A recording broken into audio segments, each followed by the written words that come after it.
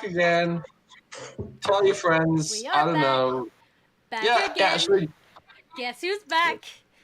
Back again. So, Oh no. Guess who's Suffering back? hate Guess who's level. back? It's Guess who's hysterical back? already. Guess who's I back? made I'm a done. horrible mistake. I'm done. I'm sorry. It's okay. Can we force mute? I don't think I can. But maybe. It doesn't matter because the stream will still be able to hear me. Oh no, she has ultimate power here. What do we do? Anyway, we are once again going to be playing some Stars of That Number with the crew of the Gloved Molotov. These beautiful people around me who are eating various foods because food is good. Alice, you okay? Is it hot? Oh no! On your tongue. Oh my god. I know, I just got like a mouthful of wasabi. Oh. Nice. While she deals with that, let's begin, shall we? Okay. I'm Thank god gonna play wasabi's not that bad. some space music. Well, the sound of a starship doing starship things. Actually, let's go with gravity. How do you sound, gravity? What? You're gonna flip the gravity and you're gonna make all your characters float. I like it. Don't tempt me. Is that gonna work? Yeah, that's nice. Ambiance. I That's might fine. actually hear it, just So- putting it out there. Sorry? Oh no, wait. I can hear it today. Never mind. There we go. So, Okay, you can hear it this week. I can't. So when last Yeah, but I can't hear you. When last we left the crew of the Gloved Molotov, they had finally made their approach to the planet of Kupie. Now, I say planet loosely because all of the various businesses and stations that operate on the planet do so in orbit, in a massive and mad web of interconnected space station factories, passing raw materials from the surface of the planet up to a space elevator that takes it to a forge, to a foundry, to a manufacturer, and all these various steps in the manufacturing process are themselves individual stations. You landed initially on the visitor station and had to get a job on the planet to gain access to the far more well-stocked lower level. Chris, could you please mute yourself? We're experiencing some crackling, or at least I am. sorry. Okay. We can figure it out. So after finding a job that apparently no one else really wanted, which was to go down to the surface of the planet and clear out some of the ravenous space wolves known as the Gurtar that had overwhelmed a portable mining outpost, they were able to go below and meet some people. Lockie was determined to locate Kupie Jones, the person who had thoroughly scorned him and Tazi by nearly killing her with nanobots. And as he went about shopping for many horrendous pieces of weaponry, he was not able to spot Rigby, but did see a newly hired engineer assigned to that ship going about his business. However, Lockie chose not to intervene. Catalina had quite a good time of it in terms of chatting with people and was able to locate her contact, a very sleazy master teleporter young man by the name of Raoul Paradis. He was... Yeah. Yes. As unpleasant as the experience was, Catalina was able to read him reasonably well and learned that the secret to attracting his attention was to play hard to get. And so she did. And eventually she got the information from him that she wanted, including something she wasn't expecting, that another brother of the Harbonan pagan faith was on this station as well. And so she and Dimitri met up with him and had a conversation about home. Catalina learned where some of her family members were and could be, and Dimitri learned the unfortunate fate of one of his older siblings, who died in a tragic mech piloting accident a few years ago. In the meantime, Darius purchased some components and has been assembling them with the intent to potentially map a brain onto a piece of VI, which sounds fascinating, while Pim attempted and succeeded in plating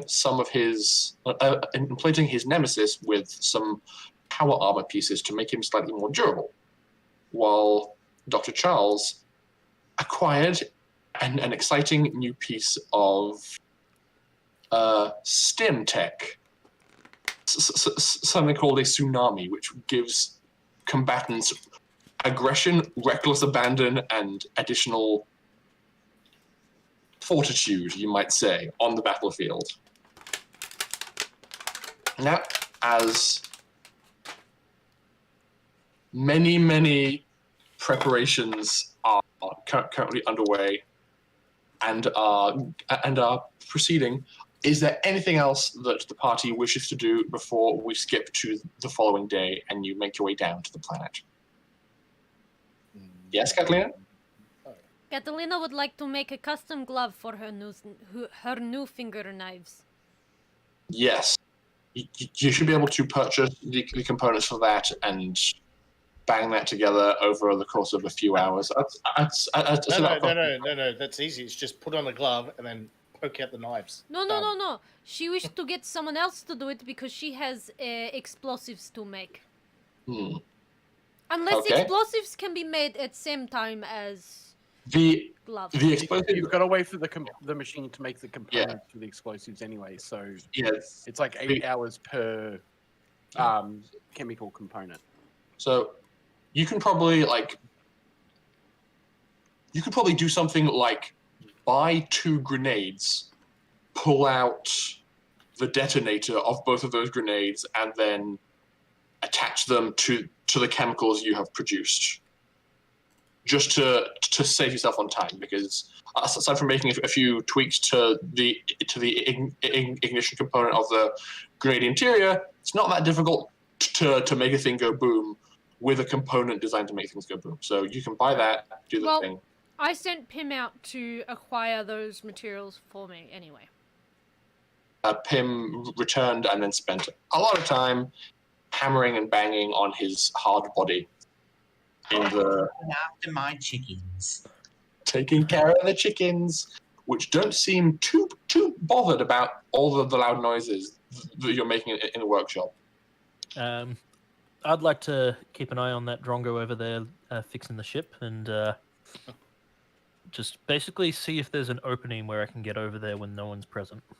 Okay, so whereabouts in the vicinity would you be standing? Because the doors are it's like the equivalent of a roller door and a chain link fence, so you can see through it partially. You can see some of the movement going back and forth, but not fine details unless you're right up next to it. Basically, from when I came back, I knew he was in there, so kind of just from our corner to try and not draw attention, just keeping an eye on if he leaves again. Okay, so you're playing guard, just nonchalantly, back against the wall, pretending to relax. Well, I'm in the power armor as well, so sure. Head to toe, so okay. I don't really need to worry about being seen. In the course of the evening that follows, there's he seems to stay inside most of the time, but there is one moment when somebody with a hover dolly, with some kind of large piece of space engine machinery, hovers up and basically presses the doorbell to this hangar, and the engineer comes out and basically opens the door and begins to have a chat with this guy about accepting whatever this is. Is that the kind of moment you were hoping to take advantage of? I'll note that I'm in the same area, just watching Rocky, Okay. knowing that she... You're really quiet, Chris. Fuck's sake. Sorry. It's okay. I'm not basically taking advantage. I'm more just keeping an eye on it and seeing how things are progressing, and trying to work out what kind of openings I could get. Okay. Well, I know that Darius is keeping an eye on me, so I'm not going to do anything now. You're pretty savvy, so can you please make me a tech astronautics roll to see if you recognize the component? I'm sure Tassie has spoken to you enough about ship bits that you might be able to recognize what's being bought and what's being done to the ship. Okay. Where is it? Use intelligence. Oh dear. or wisdom if you'd rather, just to see if you're better looking. Intelligence is actually better than wisdom, but it doesn't matter because I have a negative no matter what, and I rolled a 1, keeping my age-old tradition of terrible rolls. Oh dear. Well, it's a lot of pipes. Like, it looks like whatever this is has a lot of places to attach pipes to it, but that's about the most you can like piece together from this distance and with your limited knowledge. My basic understanding of this is it's probably going to take some time to put together whatever it is. Yeah. I have time. You do have time. Yeah. Better? You sound all right. Okay. Sorry. Okay. Alrighty. Yeah. So, at some point in the evening, the banging and hammering coming from that corner of the hangar stops, and you hear the hissing of the entry doors closing, and you assume that the mechanic is done for the day and is retiring. At that, I'm going to go back into the ship and call out to Pim. Hey, Pim, mate. Jump on in the suit for a sec. You wish for me to jump into the suit? Yeah, just for a moment. Well. Please step over here, turn your back so that I may insert myself. Giggity. I'm going to move on over to let him load up. All right, I'm going to transfer myself from the Nemesis. The moment that... have we seen the engineer leave? He's been close to leaving once, but that was just him opening the door and accepting a component delivery. So he stayed back on board the ship to go to sleep? Yeah. Now powering up heads-up display. As soon as Pim gets on board, I'm going to cut off my external speaker so that I'm just talking within the headset, within the mask. Hey, Pim, you reckon you could rig up some remote control explosives? Remote control explosives? It doesn't seem too hard, no. All right. Well, I've got some explosives for you. I'll let you get to work on it, but keep it a bit hush-hush, okay? Is this a secret from the rest of the crew? For the moment. Well, Catalina I don't did want tell them me getting to in keep trouble. things private, so I shall listen to her and you. Thanks, mate. I knew I could count on you. Very well. I will make a radio receiver explosive device. Cheers, mate. I assume I'm getting back into the Nemesis. If you want, yeah. Very well. I'm going to disconnect. Well, Pim, if you like, you can go for a walk back into market, find a local hobby shop, and basically find a sender and receiver. Yes, I was Lacey, don't worry. And be able to throw something together pretty quickly. It's not going to be the most flash on short notice, but it's serviceable. Can I roll? Yes. See how well you do with limited time. Roll tech, push tech, for me, please, with intelligence.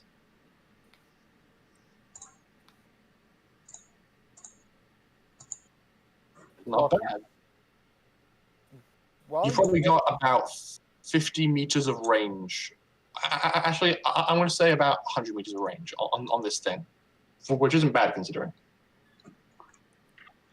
So, all right. Hey, I will.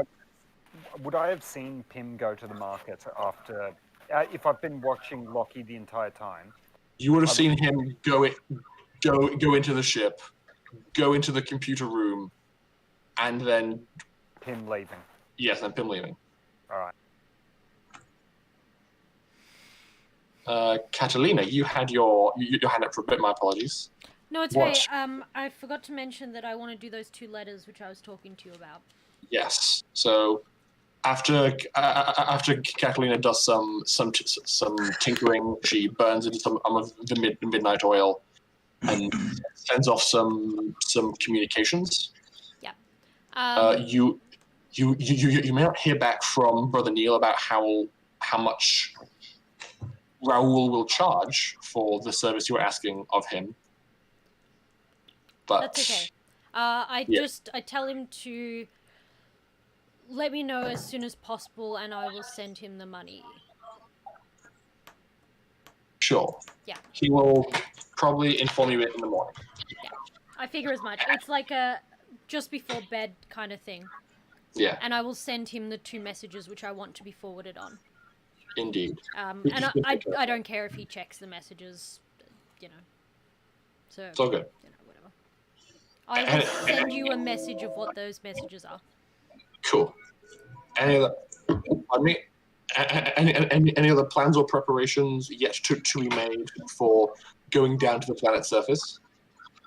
Not for that, but I would also like to, if I can, increase the destructive force of the explosives by adding, because I know that I did a lot of work, and we've obviously been collecting metal shavings and a whole bunch of little metal pieces. Is there any way I can rig that to also happen during the explosion? These are demo charges. You don't think you need to. You really don't need to. You really don't need to. Oh, okay. Like, I was going to make it like shrapnel as well. The blast yield is considerable. It's already filled with it. I mean, one question I will ask. I believe demo charges have certain abilities to have their yield be directional. So would you have make it directional? Yeah. So would you have made these yield in a, yeah? So would I have made them what? Like, yeah, you can make it so that either these charges will explode in like a full explosion or explode in just a direction.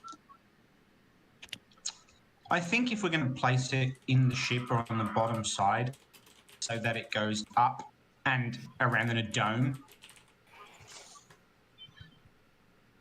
Okay, so you're making it so that if you were to attach it to the underside of a ship, the yield would be up at the ship?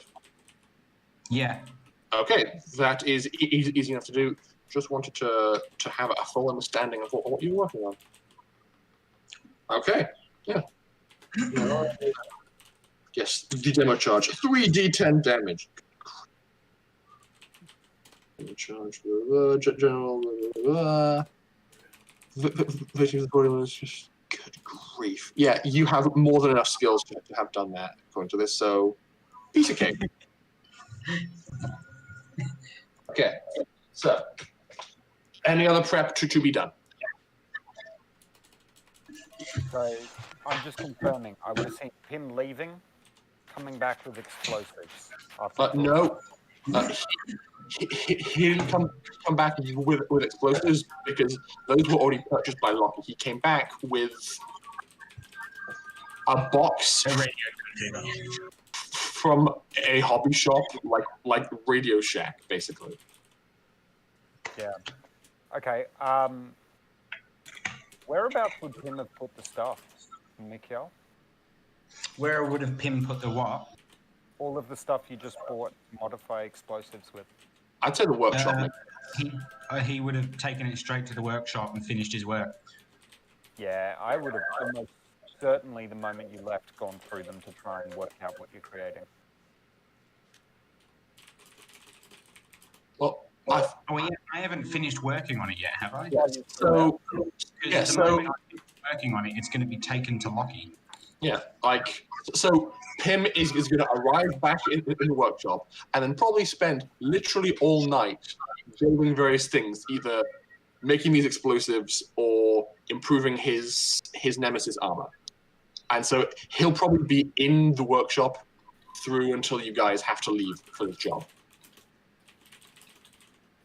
It's like I would have, if you want, I can make my. I'd say I'm going to go for a piss, but like I'm a robot. Yeah. He has no need to sleep. Yeah. So what I'm going to try and do is I'll be in the workshop there working on my drone as well, and I'm going to. I assume there's some sort of chip that you're going to have put into it, so I would obviously be seeing you working on explosives with the chip after having talked to Lockie. So I'm going to say, hey, Pim, can you grab me a coffee? I mean, do you know that I spoke to him? Yes, because I was watching. Step out and go and get you a coffee. The moment he does that, I'm going to try and modify the code on it to have notified from me. Interesting. So, I'd say the way this is probably being done is like it's probably just like projecting a little bit. Pim is going to be like wiring servos or something to the 4 individual demo packs with like mag locks on the around the top, so you can just walk up and go stink and have them just like mag lock to the underside of a chip if that's the intention.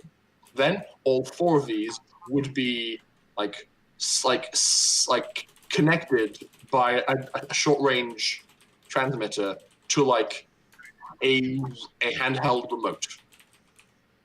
And if you press one of the buttons, one of them blows up, you press another one of the buttons, the other one blows up, and so on. So I'd say your best chance at messing with it would probably be messing with the remote itself. Yep. So I'm going to unscrew that as quickly as I can Mm-hmm. and throw it in my own receiver chip and screw it back up. Oh, Darius, I'm back with the coffee. Kidding. And try and basically make it a two-factor authentication. So if it triggers, it sends a ping to me saying, do you want to trigger the explosion? Okay. I'm not going for that advanced. I'm not going for that advanced. I'm literally just going, send a signal. The signal is just a signal, like a sound. Yeah, but it's what I'm jamming in that is advanced. Yeah, it's essentially he's making it so that any time one of these, what is happening? Like some weird background noise going on. So essentially, I think what he's saying is that anytime any of these buttons get pressed, that won't send a boom order initially to the explosive. It'll send a ping to him, and then he has to press yay or nay, depending on whether or not he will allow the signal to go through. And I assume I'm kind of projecting a little bit, but I assume you've been sitting there, glanced over, watched what he was doing, went, oh no, and then took the time to customize a piece of circuitry. Yep. Right, so that's fair enough. I'm just going to have the 2 of you make opposed rolls to see whether or not you can get it done before Pim makes it back with your coffee. So you please make me a post-tech roll. And Pim, what's a good roll for how efficiently you can make a cup of coffee? I'm just pondering to myself. Culture? Yeah. Let's go culture. Proficient. Proficient's totally proficient. Culture what? Culture spacer? I got Okay. 13. I'll drink coffee in space. With what? I'd say either intelligence or dexterity, because either you're recalling a way to do it quickly, or just being fast with your hands. I was going to say, in a way, you've lost. Okay. So yes, Darius, you are able to make the sneaky cheeky modification to this receiver and return to your workstation before Pim makes his way back down with the coffee that you asked for. Here is your coffee, Darius. Thank you, Tim. I will continue my work now, if that is okay. Yes, of course. Actually, I'm feeling rather tired. I think I might retreat to my room. Would you like me to arrange some food or anything for you to have before you relax and go to sleep? No, I'm okay. Very well. As an aside, there's cameras all through this room, so if you checked them at any point, you would have seen me anyway. Okay. All right. I'm gonna have Darius. I'm just thinking. Pim wasn't necessarily done. Probably not. Can you both please roll? Just roll a flat d20. If Darius rolled higher, then Pim was done with the receiver. If Pim rolls higher, okay then. So it just so happens that in your order of operations for tinkering, you were done with the receiver, so you don't bother paying much more attention to it as you're tinkering with the demo charges. Like, I do hope that everyone feels the way I've done this is fair. Okay. Any other things done before you make your way down to the planet? Nope. Okay. So, it is now the morning time, though it's kind of hard to tell, given the fact that you're on a space station. Your natural circadian rhythms wake you up at various points between like 7 to 9 a.m. in the morning, and a lot of the things you have been working on already. So if you would all like a reminder, I'll say, Catalina, you have a pair of Molotov/grenade equivalences capable of exploding in this planet's atmosphere. Pim, you have 4 remotely detonatable. Oh yes, and you also have your spiky, stabby thing. The glove? Yeah, the glove. I'd say charge yourself 50 credits for the component. It's not too difficult. Okay. Yes, Pim, you have the 4 remotely detonatable and magnetizable demo charges with a remote detonator at a range of 100 meters. And you have also successfully applied your armored plating to your nemesis, changing the armor class of it from 4 to 3. Dr. Charles, you now have 6 doses of the tsunami stim as your compiler finished its work, as you slept the night before. I wouldn't have done all of just tsunami. I would have also done some lift. Okay, I'd say you would have like 5 hours worth of available processing time. So just choose. Actually, no, 6 hours. So choose whatever would fit in there, like any kind of mix of tsunami and lift. So an hour each. Does lift cost 50? Yes, it does. So each one takes an hour to manufacture, and you have 6 hours. So choose 6 of. So I would have done 2 tsunami and 4 lift. Okay, sure. Please make a note of them on your character sheet. Darius, though it was a bit of a late night, you have managed to piece together a decently functional piece of hardware that can probably basically snapshot and scan the internal functioning of a brain. You were able to use the partially damaged bioscanner you took from Dr. Charles and work that functionality into what you were making, just to like be able to more thoroughly track everything. Does it have to be live? Can it generate it doesn't, and run through the pathways, burning them out on a dead brain? I'd say if you want it to be a good scan, you have to track it alive. You could get semi-decent scans from dead, but alive is going to be a lot better. Right, cool. Because then you can see how it thinks and where all the neurons firing go, things like that. It'll just be better if it's alive. Dimitri, you have left and have, as far as I can tell, made absolutely no preparation whatsoever, which is fine. And Lucky, you are decked out to the nines in your fine-ass armor. Well, actually, I believe some purchasing of extra air tanks was made. Yeah, so we got some extra air tanks and we got the railgun and stuff. So basically, probably spent a little bit of time making some minor modifications. Down to the planet. Pardon? You're wearing the Remnipotent down to the planet, aren't you? Yeah. Yeah. Yeah. So basically going to have made some minor modifications to the railgun, like changing the grip and everything to more custom to what Lockie's used to, but not actually changing anything significant on it. Sure thing.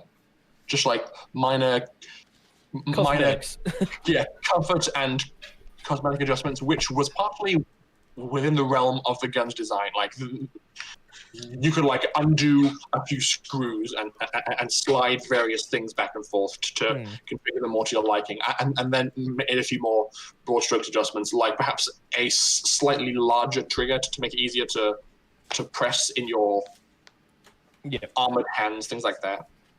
Yeah. All perfectly feasible and doable with what's on board the ship. So, with that, I'm gonna take you all on a bit of a road adventure. Yes? Catalina get a response from Brother Neil in the morning? Yes, that's a very good point. When you wake up, Brother Neil essentially says, it's a message that basically says, he says he'll do it, but it'll cost you $5,000. She just sends him back a message, done, with the 2 attached files.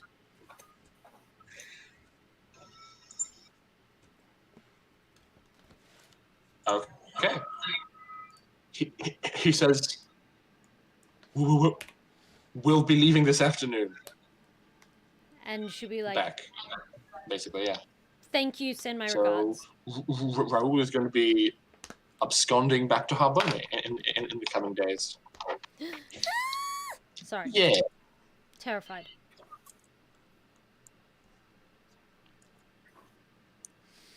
He does so. Okay. So, as you all get all set up and ready on board the ship, you pile into your vac suits, which are going to be required for the planet surface. And unfortunately, thanks to the training put in by Catalina, you are all now perfectly able to move around in them. So because you do the full classic space montage scene where you're walking down the gangplank of the Gloved Molotov with your helmets under your arms, big bags full of equipment, your people with a job to do on a mission. It's going to be awesome. And you make your way to the shuttle rental services and hire a lift off to the space elevator. So you go over here and just like pile into one of these shuttles docked, and after your cargo stowed and you're strapped in, it takes off and flies, weaving through the web of interconnecting space stations, and eventually goes and docks with the space elevator section like a few thousand meters lower in the low orbit. You my make your way PC out. Just crashed. Sorry, guys. I'm on my phone now. That's okay. You make your way out onto like on a spar and pass through a set of airlocks and find yourself in a large, mostly featureless room with a very large space elevator in the center. Actually, I'll just show you the imagery. But no need to really interact. Basically, your shuttle docks around here, and you make your way up, and see that around you are, like, to the north, east, and west are very large doors that look like they are set up to dock with other space stations for, like, the unloading of cargo and things. In the back corners, there's large storage crates with an accompanying forklift, just parked and waiting. And to your left and right, there are uncovered parked jeeps. And as you make your way in, you find yourself speaking to an individual at this desk who basically gives you the overall safety briefing about what's going to happen and where you're going. You get a conversation about the Gertar, which is, they are very large and they are very dangerous. It's good that you're all armed. Please be careful. I'm sure you're all awfully good at your jobs, so please just don't make any foolish mistakes. Pay close attention to your O2 levels and change out your tanks if need be, and be careful. One more thing you're made aware of: you are given access to 2 of these jeeps for your job, which are loaded up onto the space elevator. Now, can I ask you a question? Sure. Could Catalina take her motorbike? No. These are electric jeeps. Your motorbike, I mean, Combustion engine. Yeah, is a combustion engine because it's TL3. No, it's TL4. Oh, TL4? Then it's probably electric, but if you mention to the person you're speaking with, they tell you that they're jeeps for a reason, and the terrain is not becoming of a motorcycle. It's quite rough out there. She grumbles, but agrees. Get a four-wheeler. So, just a question. There are 2 jeeps. Who is going to be driving each one? I will be on the back of one. Okay. One will not be Like to try driving. no skill in driving. I mean, I have never driven before. Is it okay if I drive a vehicle? Yes. I think it might be better if we give him some lessons in driving first. I can drive if need be. I prefer to shoot, but I will be drive. Easier for me. How about one of us drive and Pim, you observe, and then you can take us home? Really, I only fly space vehicles, but... Like, just because you don't have a skill in driving a car doesn't mean you can't drive a car. It just means if you have to drive the car under stressful situations, you aren't going to be as good. That's all the skill really does for you. Yes. So, Catalina will drive. Okay. Catalina is... So Catalina is driving one of the jeeps. Dimitri is driving the other one. Who is getting into each person's jeep? I'd get on the one with Lockie and Pim. Okay, well, that's going to be... So I guess they're coming with me because I think Pim was observing Catalina. Yeah, I was going to say I would be going with Catalina anyways. Okay, so there are... I don't get a say, apparently. I'll go with them. Okay, so... It was a question mark statement. It wasn't a... I'm joking. I'm pulling your legs. Don't worry. Yeah, sorry. I just assumed that that Pim would be going with Lockie. Okay, so there are 4 people in one jeep. And... you and I in the other. Yeah, so Dr. Charles and Brother Dimitri are in the other jeep. I'm just changing over some tokens here so that Pim is in his correct body. Yes. Yeah, this will make sense. Catalina will look behind her and be like, why are there so many in here? I mean, I don't mind, but doesn't it make sense for... Never mind. I was going to say, is there going to be enough room for all of us if I'm in the Omnipotent and setting up a railgun on the mount?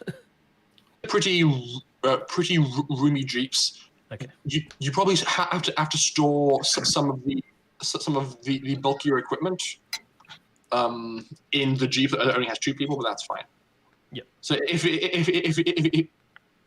you'd probably keep the majority of the spare tanks of air in the back of the second jeep, as well as things like extra ammo or bulkier objects you're trying to carry. Yeah, we'll keep all of the spare equipment with Dr. Charles and Dimitri, because that makes sense to have the less filled vehicle with all the extra stuff.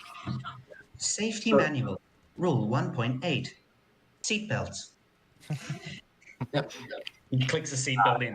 Rule number 1.9, make sure the windows are rolled up.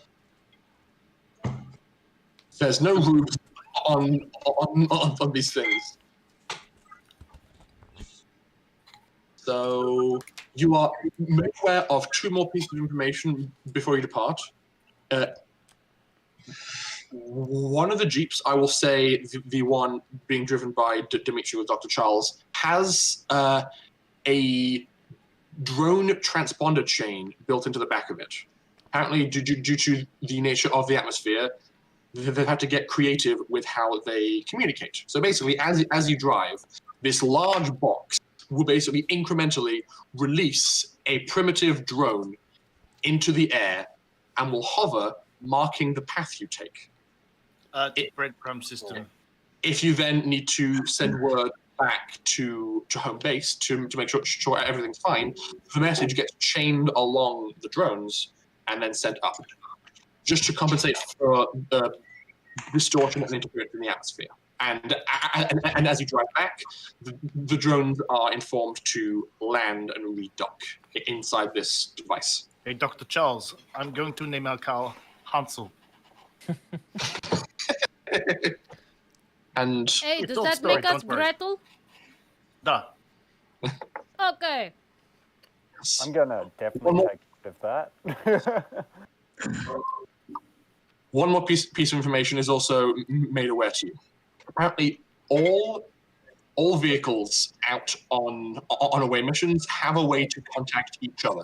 Basically, your jeeps have like a full like comm system built into the dash, and you can like switch through various frequencies to be able to talk to any other forces on the surface of the planet. Because while they may be working for different factions, if one person's in danger, it's the human thing to do to go and help them.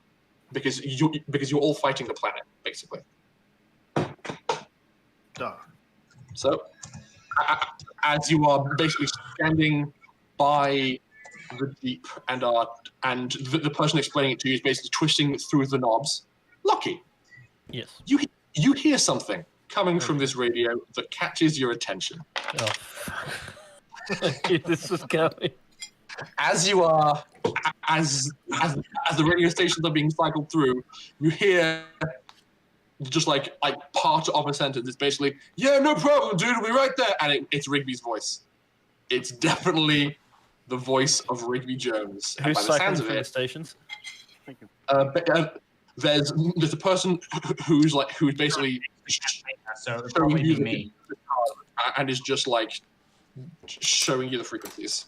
I'm gonna just stop. Go back a bit. What was that? Okay. One? She turns it back and says, "Oh yes, that is the," and kind of just checks her notes. That's the crew of the Sumo Hayabusa, apparently. They're off on an away mission on the planet's surface. It doesn't look like you'll be really interacting with them much with the path you're taking. So, but that's fine. Yeah, fair enough. You know which sector they're in? Catalina will lean over the chair, and just stare at Lockie, not making sure he knows that she's bloody drilling holes into his side. The side of his head. This person who's explaining it to you says, "I'm sorry, sir. That's need to know information." Fair enough. Just wanted to avoid him. I'm not going to touch that. So she's done with her explanation and just walks away and leaves you to the space elevator. So, as you are... Yes? Can there be private channels in between this comm system? So just between our two vehicles? Or private channels to an individual? Well, you could use like comms for that. You are wearing... right next to everyone in the car.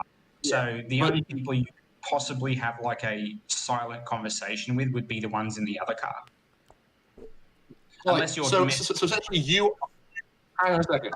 You're going to be wearing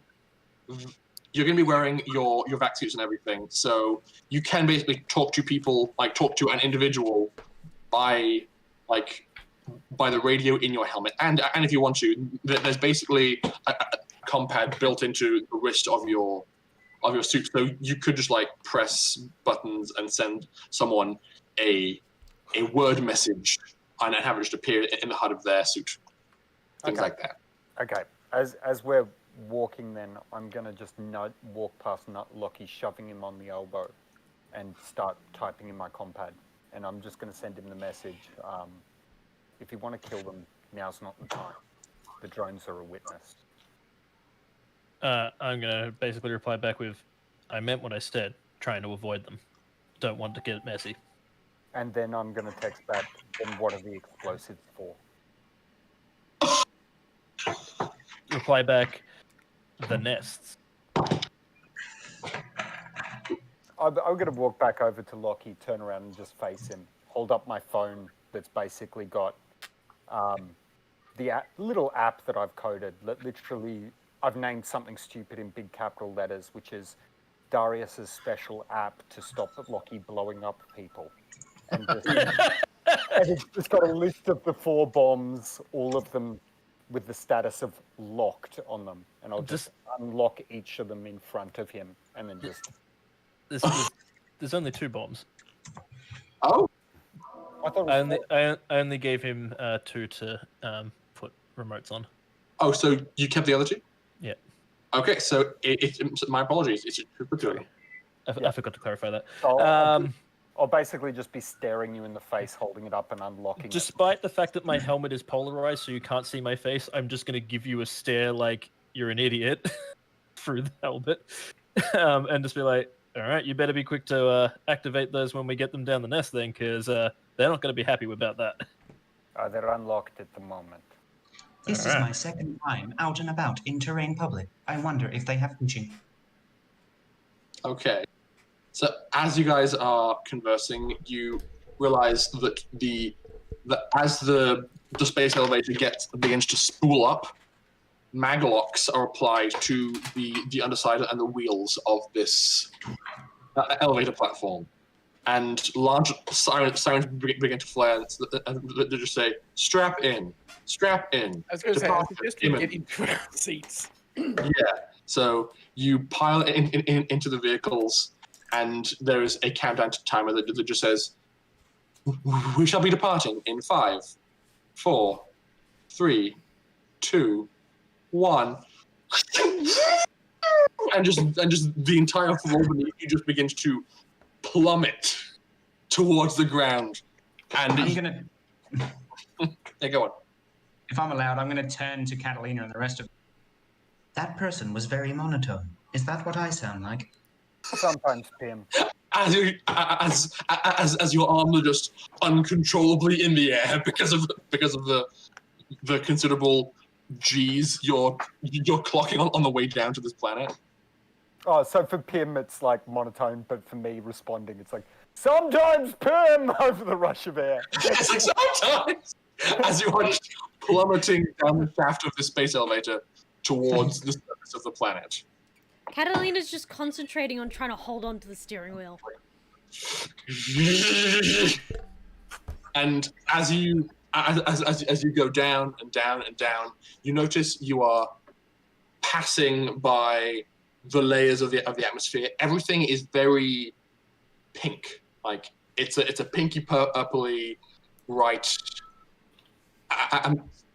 atmosphere that you are passing through, and there's like lots of lumpy clouds all over the place. It's very surreal and pretty as you are whizzing past, and as you clear the surface of the, as you clear the cloud cover and can see the surface of the planet, brakes are applied to this platform, and your descent comes to a more gradual and slowed pace, about like 0.5 Gs as opposed to 0.1. So it's a bit easier to do your thing. And after a few minutes of a more gradual descent, you see around you as you come into land and have the blaring of rock music, thanks to Pim, for this entire landing.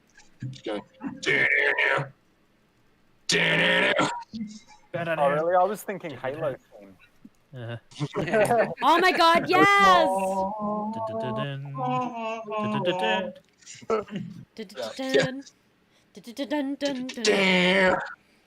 Let's not give us. And you see that all around you, just dense, lush forest. Everywhere the eye can see is just like rolling hills, the occasional mountain range erupting from around you. But for the most part, everything is just forest. So it's basically we landed on Pandora. Fuck. Kind of.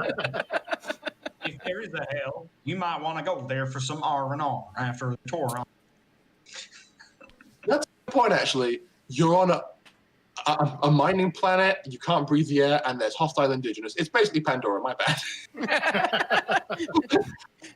There are no original ideas left, trust me. It's fine. God, does that mean if Lockie was a cripple that I would turn into one of the blue folk? Yes. Maybe. My bad, wrong thing. Okay, so as you drop in... That was just a series of maps, just like in quick succession. Okay. Don't mind me, I chose the wrong one, my bad. Oh, and this one has a built-in audio cue, so now you can hear... Yeah, now I can hear sound of the underbrush. As you drop in, you see your general surroundings are very small, not thoroughly established, but very well defended ground fortification for this space elevator. There's lots of outward-facing turrets and various crates all waiting to be loaded up onto the space elevator. There's no one actually around, though. It's all quite empty. It seems that they only send staff down off the planet when they absolutely need to.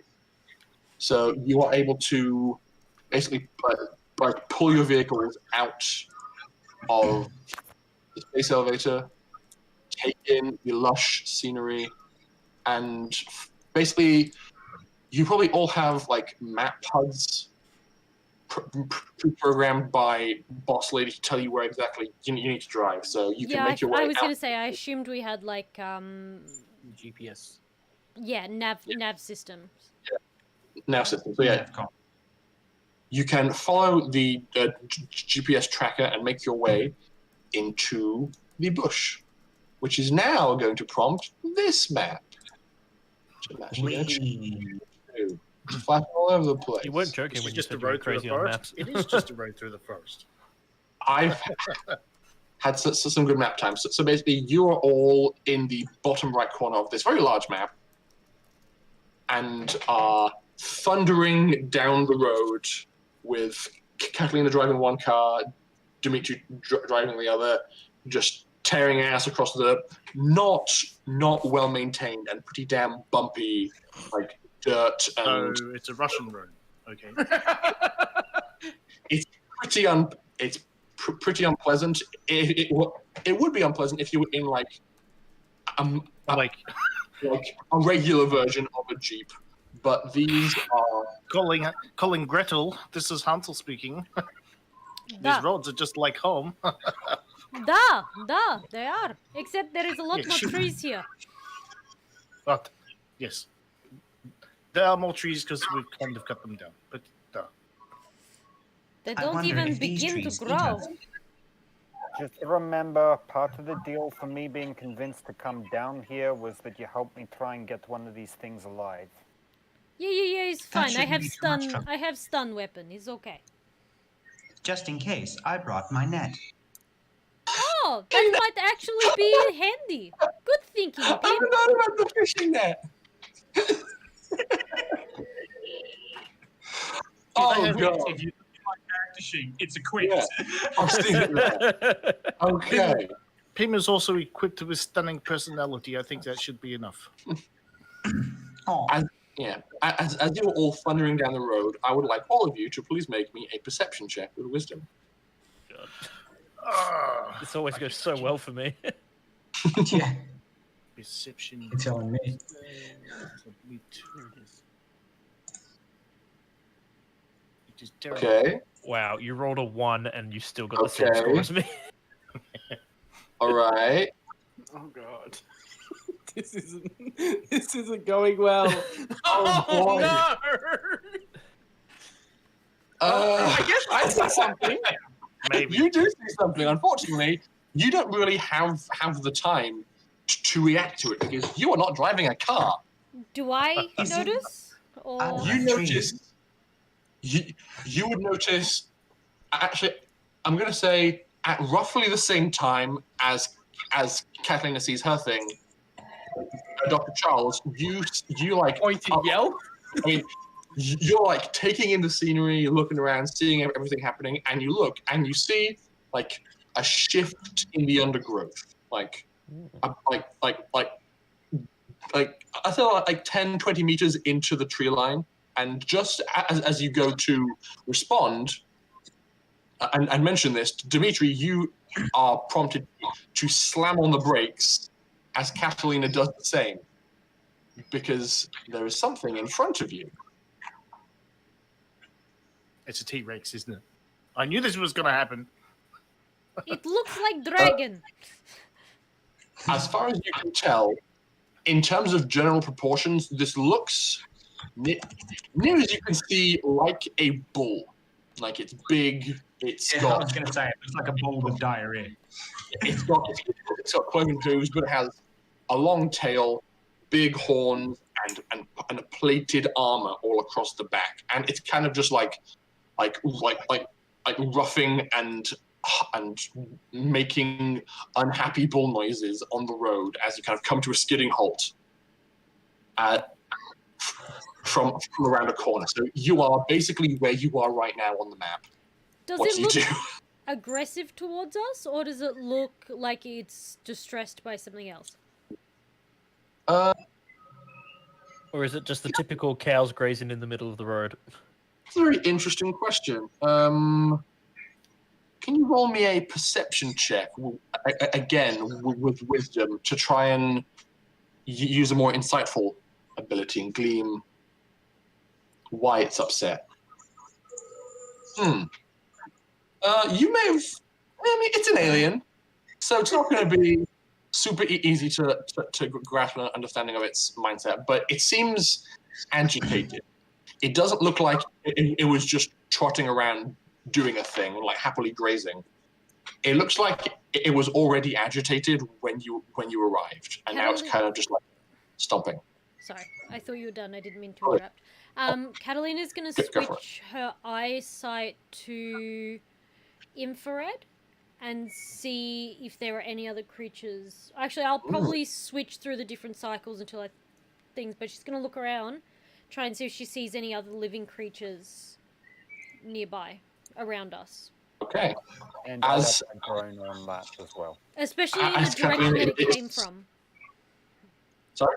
Especially the direction it came from. Okay. As you are both checking your surroundings, is anybody else going to do anything? Catalina will say something is not right as she does this. Dimitri will swear. I was going to ask, have I come across some of these the last time I was on the planet? Sorry? Have I come across some of these? You probably didn't see... No, unfortunately. Okay. You only saw the Gertard. This is new to you. Yep, okay.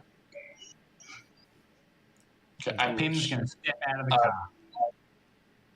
Oh, okay. So Pim, you should be able to move yourself. So if you like, you can jump out of the car. Catalina and Darius, it doesn't really take much of a check of anything really to see that in the woods surrounding this creature there are 6 vaguely wolf-shaped beasties, just like lying in wait, bellies close to the ground, watching and listening.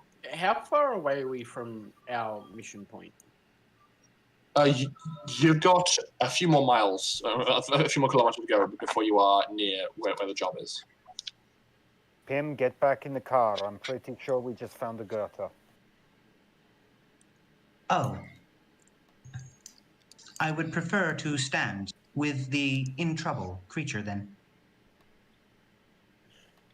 I'm just going to kind of look around and just go, no, this ain't a Goethe. No, not that.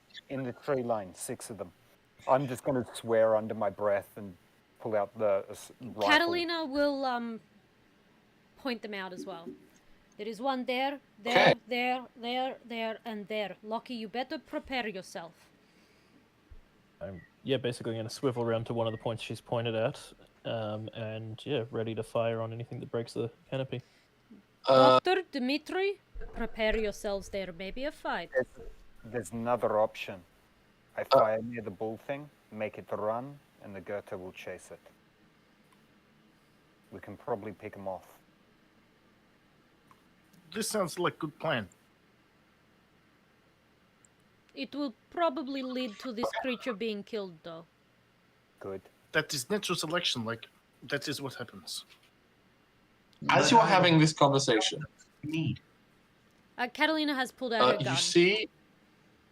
Okay, so I'm going to assume that you are all prepared for a confrontation, and as you're having this chat, Catalina, you can see that these Goethe are advancing towards the bull, and 2 of them break the tree line and start aggressively, like, snarling at this bull creature.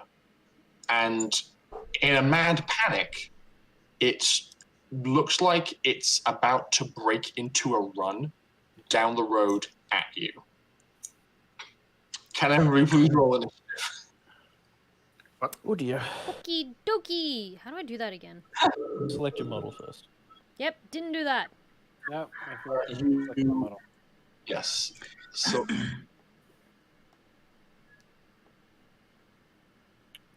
all good. Yeah, not bad.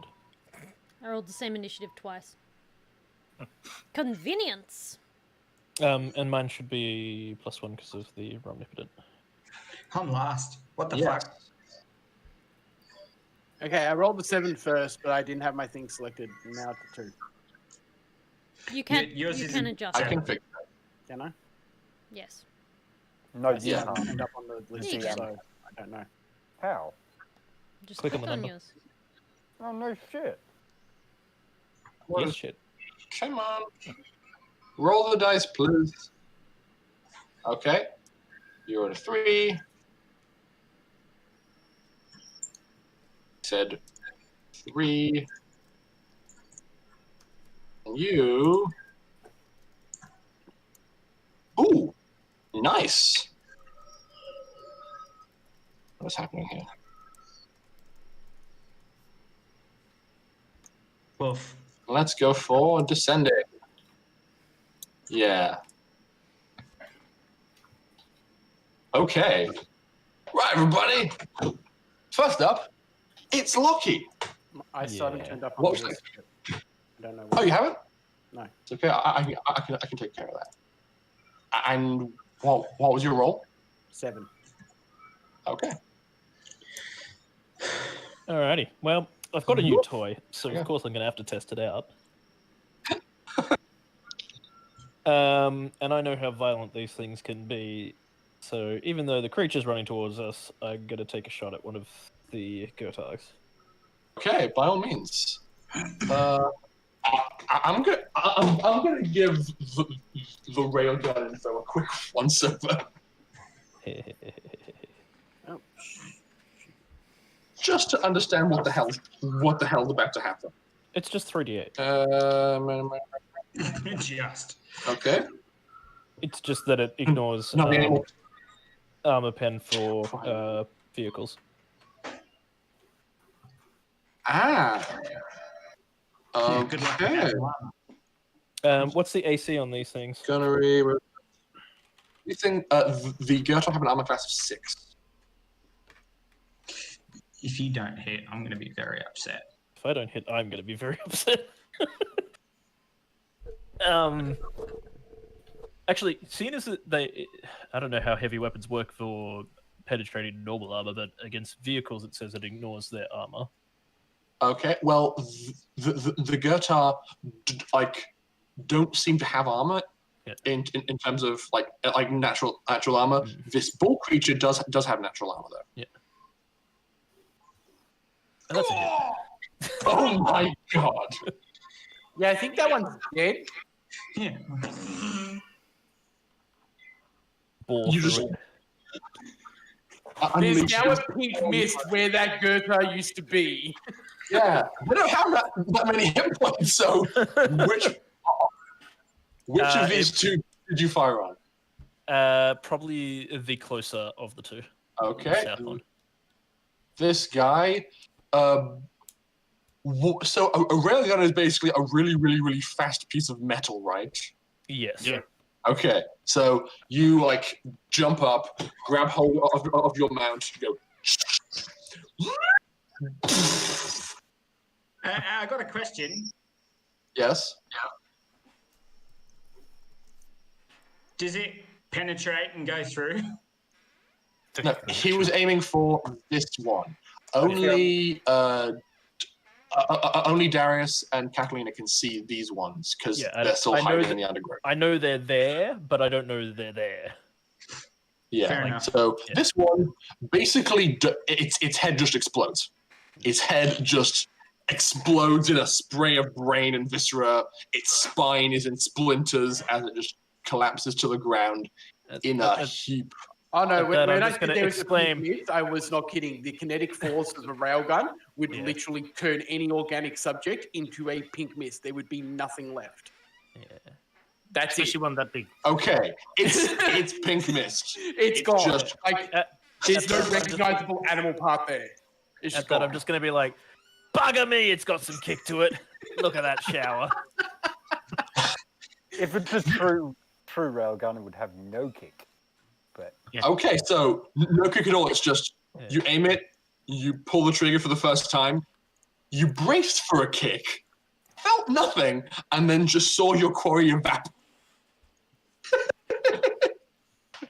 It uses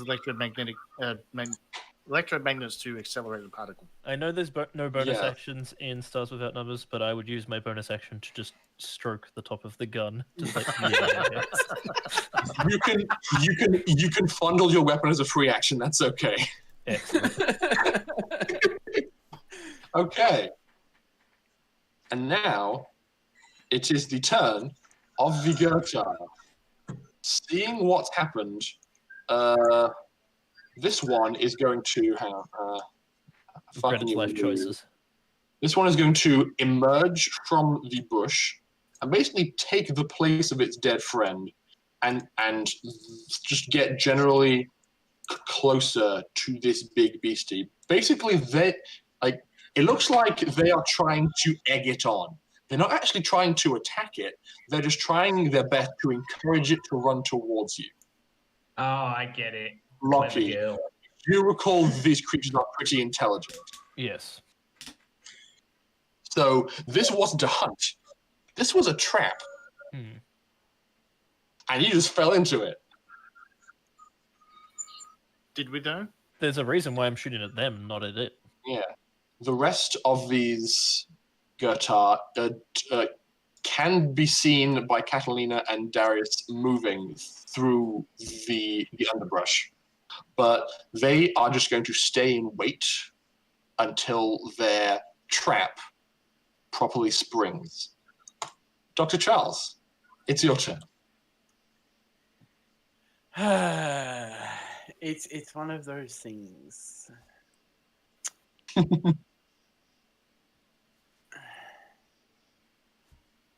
So I'm currently in the car.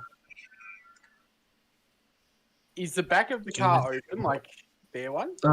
There's no roof on these cars. It's basically just an open top Jeep. Okay. I guess I will stand up and using telekinesis, form a laser rifle into my hands. Yes. So basically, I'm just going to like undo my belt, stand up, and then just bing, gun. And I will take aim at the one that just took his friend's spot and try to shoot him in the face. Why use a laser rifle when you can make a railgun? I can't, because I can't make heavy weapons. Is your weapon visible? Yes. Actually, no. No. So basically, I'm just going to look like I'm doing this with nothing in my hands. And then a laser's going to appear out of nowhere and hopefully hit something. Yeah, well, like, Charles, what the fuck are you doing? Like maybe use a real gun? Then you see this weird distortion ripple through the air as he takes a shot. The armor class is 6, by the way. 6? 6.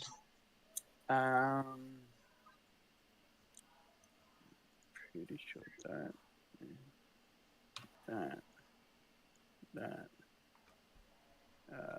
Sorry, give me 1 second. Just need to make sure there's no other modifiers I put into it because of the way it works.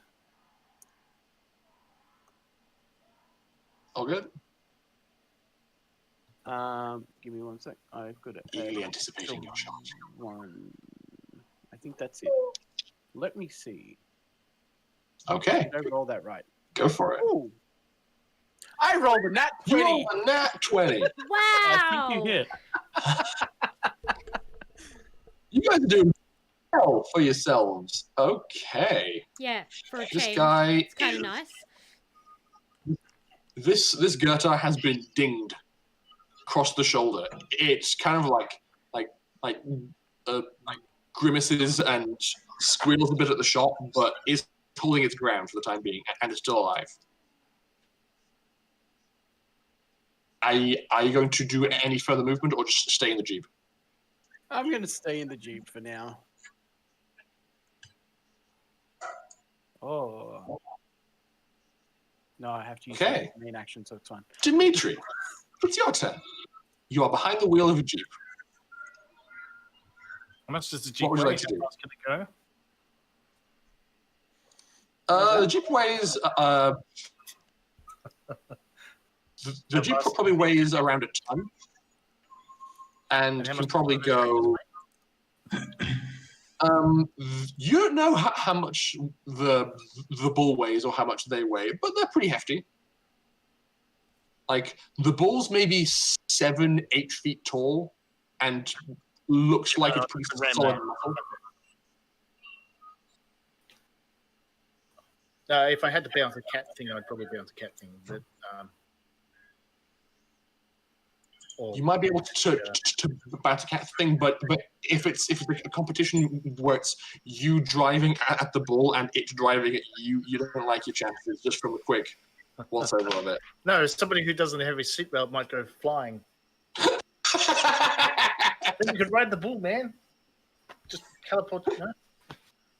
So, what you gonna do? How far away? Where's my measuring thing? They're like about 25 meters away from you.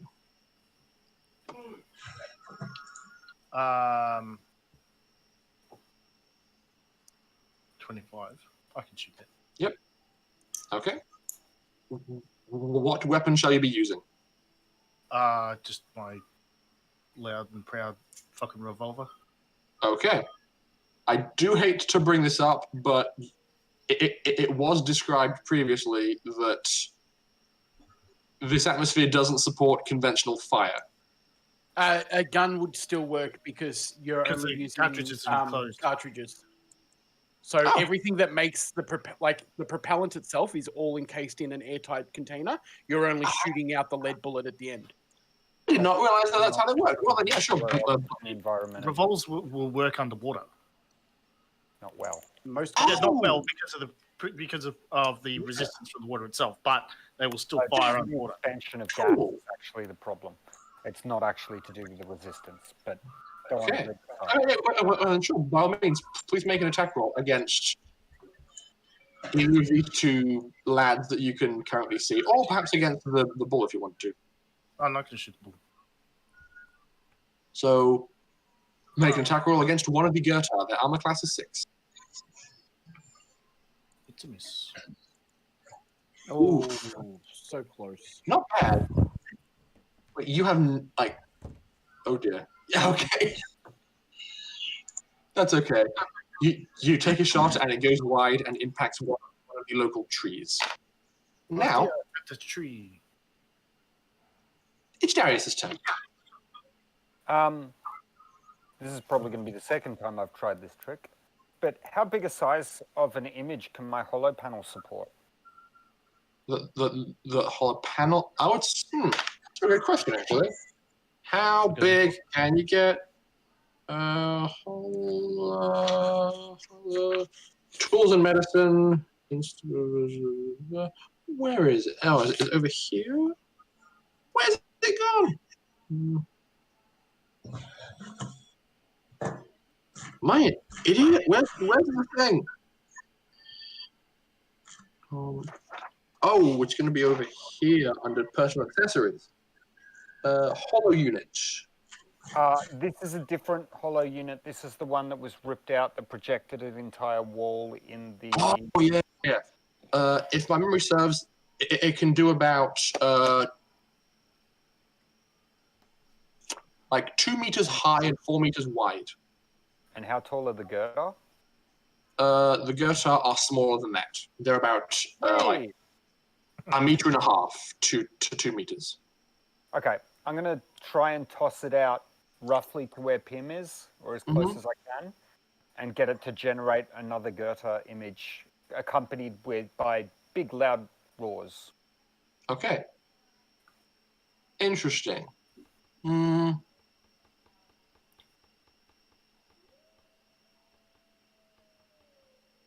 I'm just thinking. There's wolves. Yes, and they're attacking you. So, please make me a post-tech roll or computers roll to pull together the required graphic quickly, because it's essentially it's you like trying to like hastily throw together this image. Yeah, good point.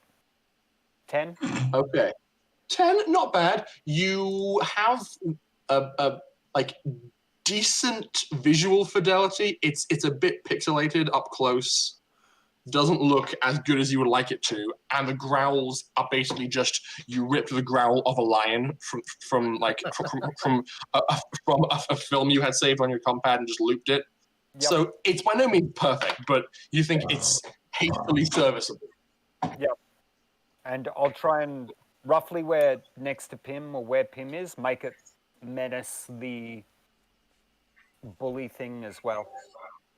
Okay, so Pim, behind you appears a small projector unit and a flat 2D image of something close to one of these creatures just appears behind you, and is basically doing the like, you know, that film intro that has. Yeah. The line that walks in the center of the circle. It's basically exactly that sound, just going woo, woo, woo, over and over again behind you.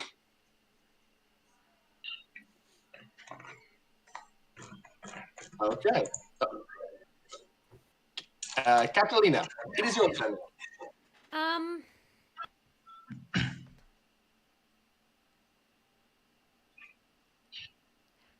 You're still in the driver's seat.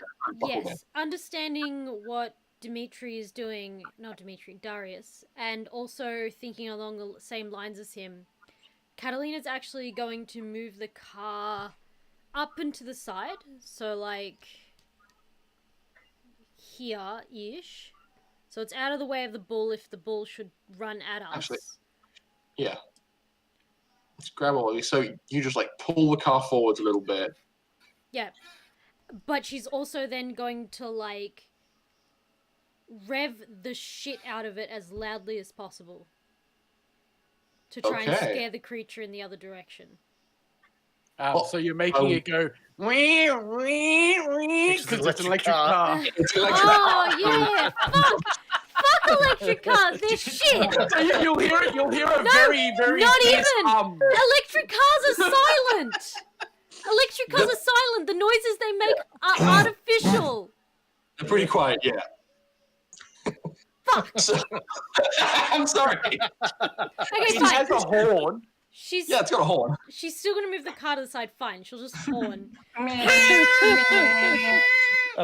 knew what she was going for, and I was just waiting for the realization. Fuck! I forgot it was electric. It's okay. Shit. All right, but anyway, I'm just gonna horn. Okay, just hold down the horn. Honka, honka. Because I don't think I can move the car and shoot. No, unfortunately. It's clapping your thing going, I'm walking here. Actually, I have a question. I've moved the car out of the way. Can I hold the horn down with my foot and stand up in the car so that I can prepare for my next turn? You can do that just fine if you wish to at the end of your turn. Okay. Okay, so you undo your straps, grab your gun from like the central panel, stand up, like boot on the horn, just like just waiting to take a shot. Oh, and now, Pim, it's your turn. Cool. I'm going to walk towards the bull thing at a steady pace and shoot this one. Okay. Please make me an attack roll. Once again, the armor class is 6. Oh, class is 6, isn't it? Yeah. The whole time over comms, I'm probably going to keep saying where the creatures are. Just calling out, they're getting closer. Ooh, Exaxes! Oy. That's exactly what you needed. Roll damage. Good shot. Okay, so it's 2d8 plus 2. Indeed. Oh, right. Mag rifles.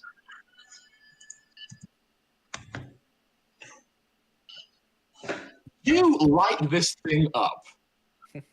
It is very much dead after all that damage. It just crumples into a pile of stabbed beast.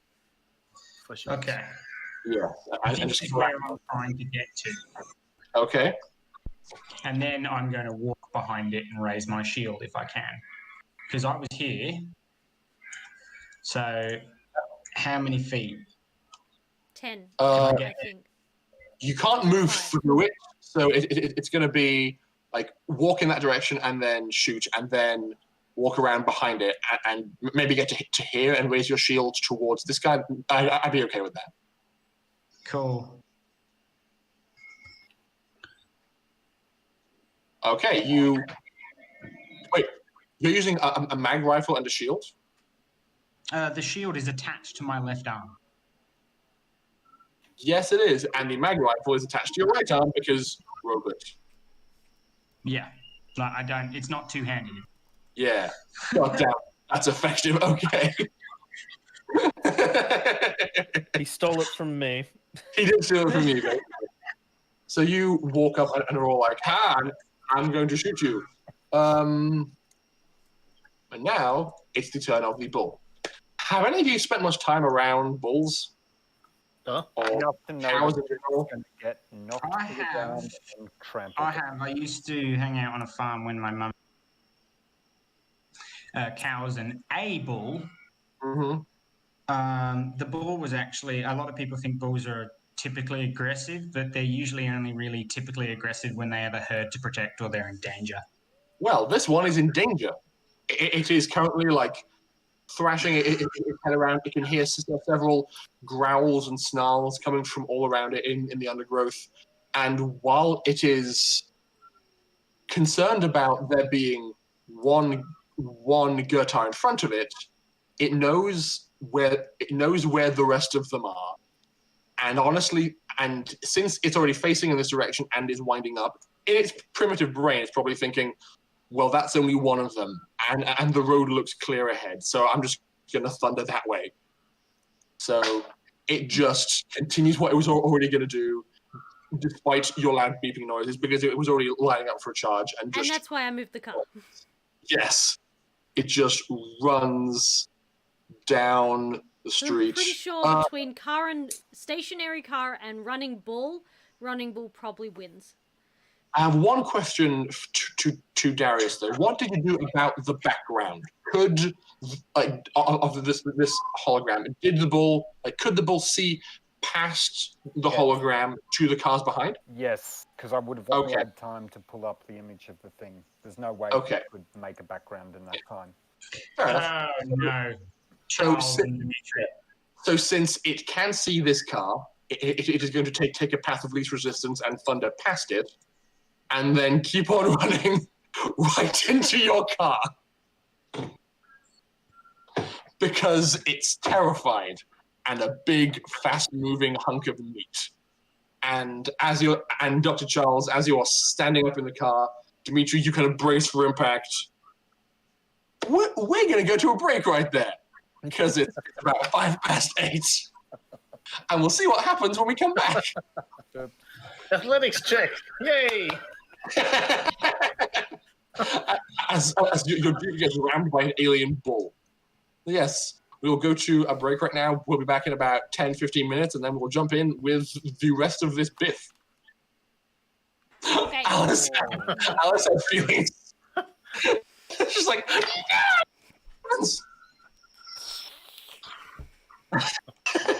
okay. We go on break now. We'll be back in about 15. Back in a bit.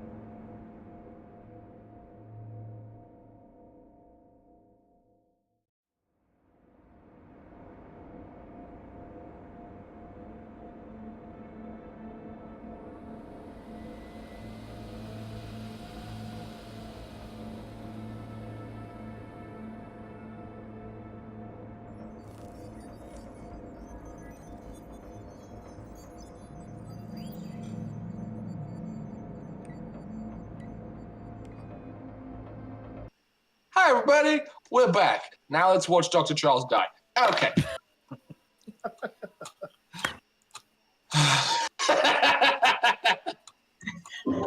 Did you give me that face? You unbuckled. Oh yeah, I forgot that's where we were. I wasn't expecting to still be sitting in the path of an oncoming truck. Okay. Effectively, yeah. As this thing comes running towards you, its head gets lower to the ground, and horns are coming out of the side of its skull. So it's running as fast as it can with its head low.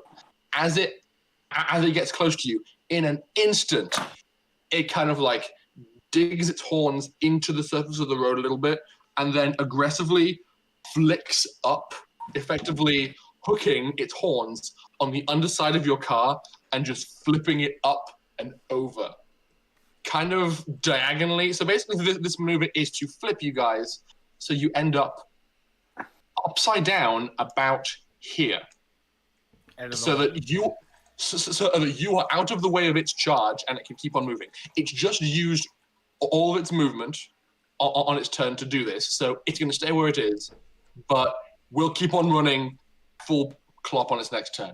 So, Dr. Charles, can you please make me what do I call this? Well, I mean, I'd say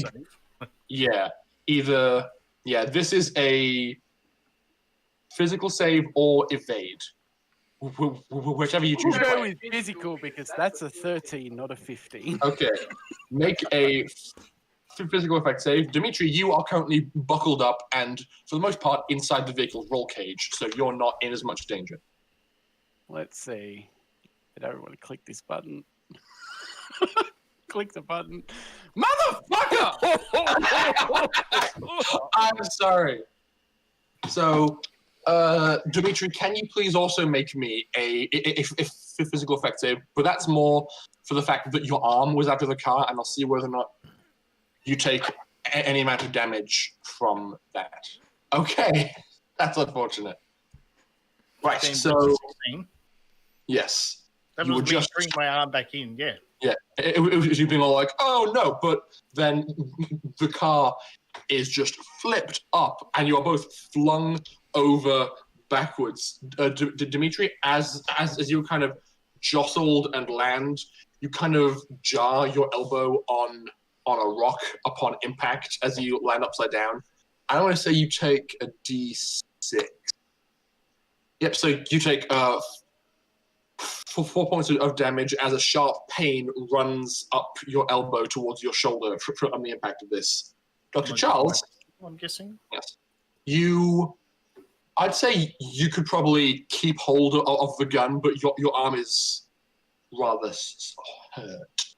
Dr. Charles, I'm gonna roll 2d8 damage against you. You take 10 points of damage.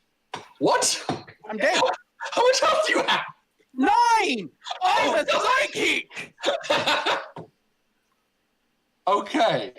So I mean, he did say we're coming back to Charles died. I'm just gonna check the asset section for an upside down car. None of these are very helpful. Maybe search wreck. Car bottom. That's going to come up with some interesting searches. Car butt. Yes, car butt. I'm just gonna just be like, okay, it's like here and is more or less upside down. So You can look up Dimitri. upturned vehicle. Can I spell? I was hoping that you would make the save because then it would just be that scene from Ace Ventura where he just spins the car 70 times and then just lands perfectly like These a are glove. Flipping. No, I give up. Okay, so Dimitri, you are still in the driver's seat of this vehicle, kind of battered a bit by the flip, and are basically suspended by your harness upside down, looking up at the ground. you see that the Dr. Charles was kind of flung backwards and is now partially pinned. Actually, he's partially pinned underneath the roll cage of the vehicle, unconscious, and you can see red mist on the inside of his helmet. Oh no.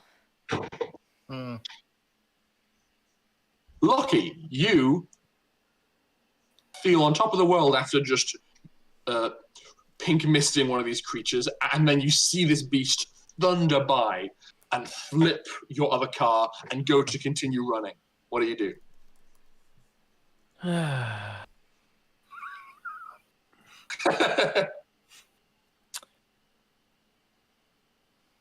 And you hear, motherfucking piece of shit, fucking pink cow thing.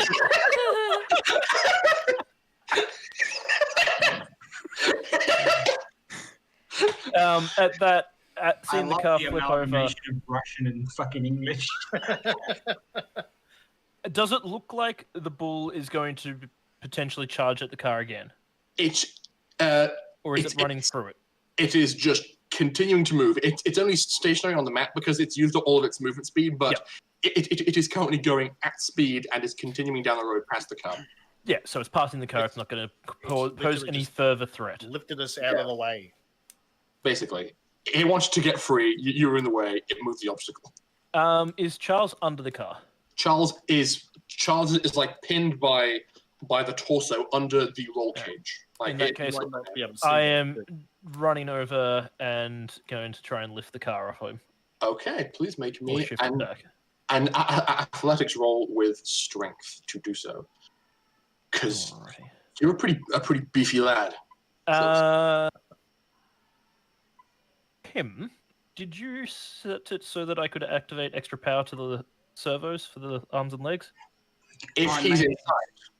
If I'm inside, only if you're inside. Yeah. You can use your regular strength. It doesn't. The only things you wouldn't have, because it runs on a power cell. The servo legs are the only thing that I. I was trying to remember if I had that or not. Okay.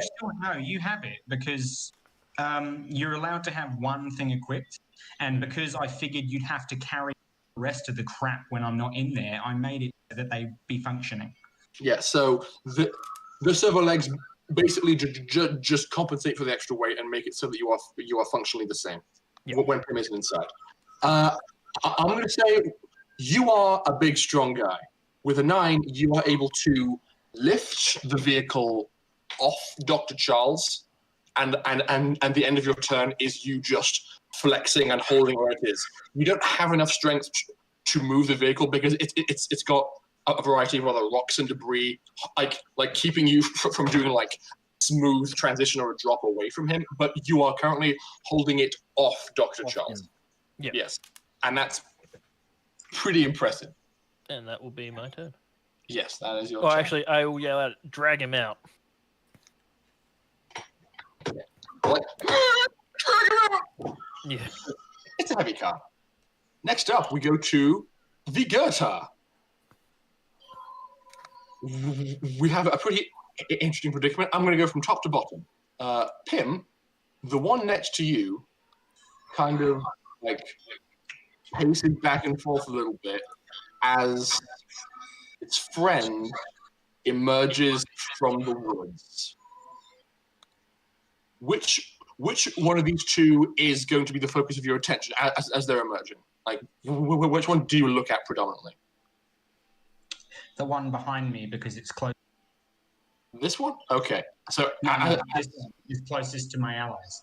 Okay, so as you are focusing on that one in concern, this one just tackles you to the ground, or at the very least tries to.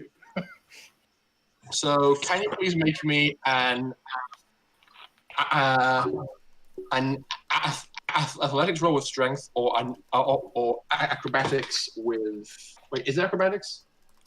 So okay, make me an athletics roll with either strength or dex, whichever you prefer, to avoid being borne to the ground by this creature, and it shall do the same to tackle you. Okay. So it I can't seem to bring up my chat.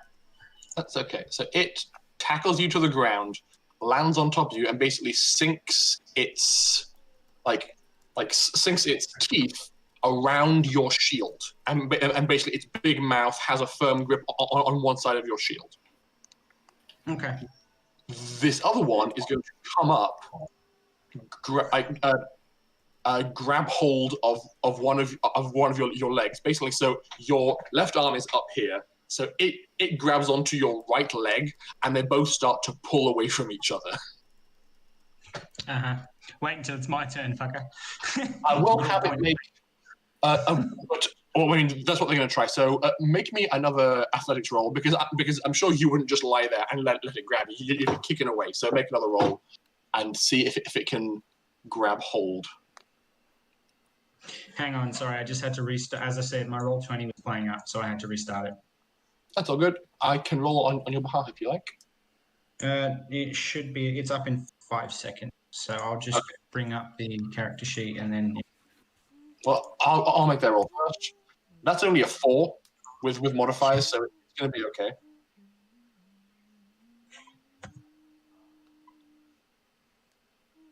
Okay. Close. Very, very close. It's like darting back and forth, trying to snap at your leg, but you're just like one arm up, kind of kicking and flailing, trying to keep it from grabbing onto you. No damage, but they're trying to intelligently incapacitate you. I'm just going to put this out there. I'm having a strange sense of deja vu. Oh? Hasn't this happened before to Pim? Getting wrestling with cat. I get pinned a lot. Who else pinned you? Like I die a lot, it's fine. Remember when we were trying to save Tazi? Yeah, I got pinned in the room. He seems to do that to me. You got maglocked to a wall. Why is it telling me the input value? Okay. Catalina, you see that this one kind of... Which one is this one? This one skulks through the underbrush, stays in cover, and ends up around here. Just prowling around. This one leaps through the underbrush, jumps out, and basically positions its claws and face right next to the driver's side window and starts to just like snarl and scrape at you through the window. So it's going to make some attack rolls of its own. Can you please... and your armor class is 4? Mm-hmm. Yes? Roll 1d20 plus 7. Okay. And again.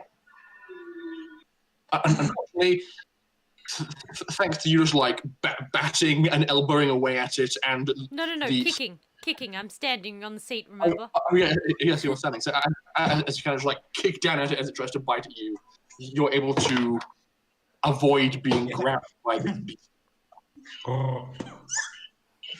And that is currently all of them. So, Dr. Charles, you lose 1 hit point. What? It's essentially... I'm tracking how many... I've got 6 turns before I'm dead and can't be brought back by a Lazarus patch. Yes. I'm keeping track of that. Another way to track as well. But basically, you should have tracked into negatives after that damage. And on each of your turns, as you're bleeding out, you lose 1 hit point. If you go to -10, you also die. Okay, then. Yeah. So you lose one more hit point in the bleeding out. Dimitri, it is your turn. You are currently in a harness, upside down. I assume there's some kind of button thing that I have to like punch to release myself. It's like slam the chest and you kind of fall about like 20 centimeters head first onto the dirt. would be large spring and oh motherfucker. Do I have enough movement still to drag him out from underneath the car? I'd say if you use the entirety of your turn, you can like scrabble through the inverted interior, stand up, and then drag him to safety. Yes, I'd say you can do that. Cool. Let's just do that.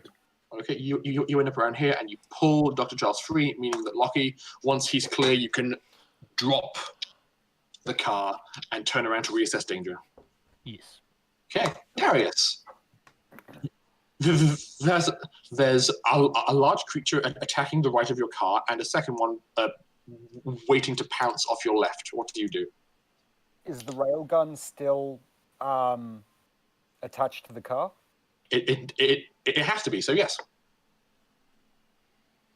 Oh, and railgun uses gunnery, doesn't it? Yes. You know you want me.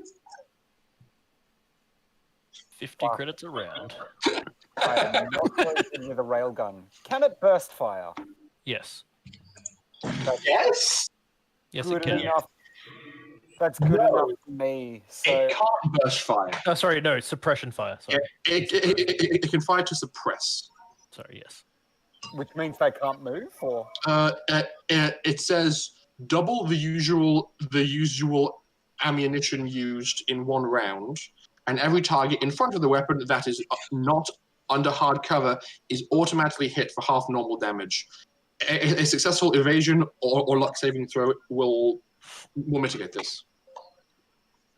So essentially, you can like fire two shots while like strafing the gun back and forth, and probably hit something. We're off to a good start, guys. I told you this place was dangerous. You didn't bring the railgun though, so good job. oh fuck! I'm wondering if I should take shots at the ones on Pim. No, don't worry about me. Yeah, that's risky because if you hit and go through, Yeah, you can hit me as well. Yes, Pim's core can be destroyed by gunnery grade weaponry. It's so in the rules. Okay, I'm gonna jump onto the railgun and basically aim at the back half of the one that's attempting to drag Catalina out of the car. Okay. And try and blow off the back half of its body. Are you firing to suppress or just regular firing? Yep. Firing to suppress, basically Okay. to cut it in half. And there goes the 100 credits. What was the damage from the 3d8? 3d8? Okay, Darius, please roll me 3d8 damage. Oh, so I don't even have to roll to hit. Nope. yeah, that's the whole point. You're expending extra ammo to automatically hit, but they only take half damage. And it is going to make an evade roll to see if it can avoid your shot. It did. So you go to attack, take the shot, but it's able to dodge out of the way of your fire and takes none of the damage. Lockie, please mark off the 2 more shots that have been expended. He's like, bleeding through money here. Okay. How many rounds did you bring with you? 20. Not bad. That's enough. We Well, hope. It's now your turn, Catalina. What would you like to do with this big beast in your face? It's still It's right within punching range. yes, but she has other objectives. What's the range on the plasma projector? It's like 50 to 100. 50 to So 100, yeah. what does I it can tell you mean? you're close enough. So you're close enough. You don't know what I'm aiming for. You're close enough. To all of them? On Yeah. the map? Everything is very much on range. The furthest one is. Okay. 18 Well, in that meters. case, Catalina is going to run to here to block off this one. And then Okay, so- shoot at this one up here. Okay, so you hop across the top of the Jeep, flip over the roll bar, and run towards the tree line and then fire through the window of the Jeep. Please make me an attack roll. They have an armor class of 6. Rory, don't make them hit me. Okay? I am going to have these creatures do what they do naturally, and what they have evolved to do. Oh, maybe that's a good shot. Too bad you were 1 damage short of dead. Fuck you! It doesn't matter. Right. She's just gonna stand where she is and stare this one down. Mm-hmm. And just brace for its impact because she assumes it's going to attack her. So you turn your gaze towards the woods and just stare. No, she knows exactly where it is. Yeah. She just stares at it. So to all others, it looks like you're just staring into the woods, but Probably you more know. right there. But yeah.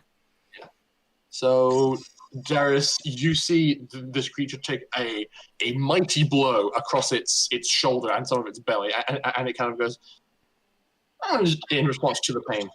I'm hoping to be able to give Pym advantage to escape next turn. That was the whole point if it didn't die.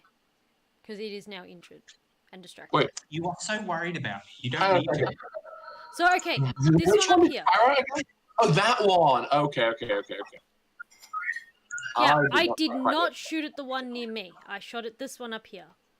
Okay. So that Pym might have a better chance of escaping next turn. Okay. And Catalina cares for everyone in this group regardless of their capabilities or origins. Okay. Well, speaking of Pym, it's your turn. So is it still holding on to my shield? Yes. This one is still holding on to you. This one was snapping at your legs, but is currently reconsidering its options. Did you put a taser on the shield? I'm going to put the end of my gun to its body and shoot. Which one? The one that's hanging onto my shield. Point blank. Okay. I'm not going to say you auto hit because it's currently doing some like ferocious bouncing back and forth, but because of your breathtakingly short range, just roll and have that armor class be 9.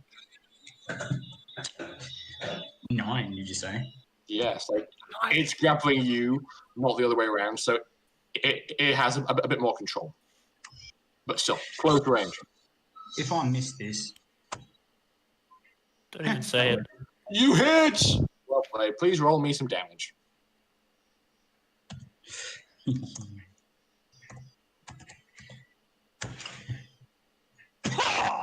Oh no! Should I aim for the other one? It would have died.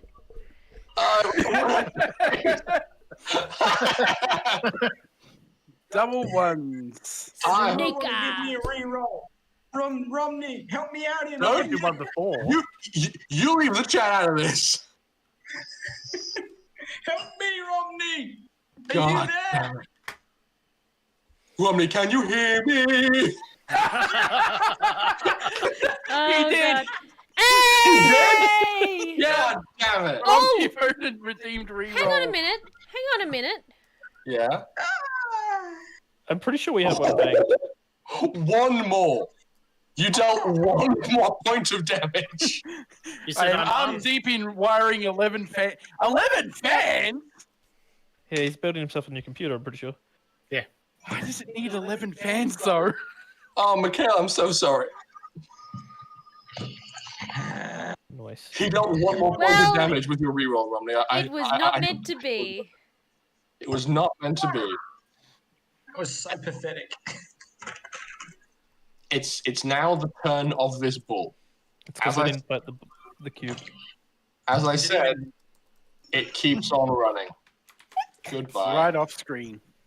Yep. Exit stage right. Pursued by a Gertar. Anyway, it's now your turn, Lucky. Alrighty, now that I don't have to worry about the car. Now, you're still dying out, aren't you? Yeah, I'm Charles? still dead. He still The needs a Lazarus patch. I was going to say the Lazarus patch on my Romnipotent can only be accessed by the person in the suit, can't it? It's faced inward and is set to be applied directly to you. Okay, so I can't use that. All right. Yeah, but I'm pretty sure Charles has got one. He's always got one on him. You would have like... You mean the 7 that are currently in my bag, I think? Yeah. No, 10. 10 currently in my bag! Why don't you get to use one? All of them are for me, because no one else ever goes down. The problem is you need medical, don't you, to be able to use that? No, with Lazarus patches, they're just a apply and the patch does most of the work. Okay, good. Because if it comes down to a tech medical roll, you just screwed. Yeah. I have a -2 if it's a tech medical. The user can make a tech medical skill check against difficulty 6 to stabilize the subject. Okay, and it's been 2 rounds since you went down. Actually, one round. It's been 1 round since you went down. So if you apply it to him now, the DC is going to be 6 on the medicine check. I'm not liking my odds. I believe you. I used all of the unluck. I will attempt. I'll try a Lazarus patch on good doctor. Please make me a tech medical roll with intelligence. Oh wait, intelligence. That's all right. It's only a -1, not a -2.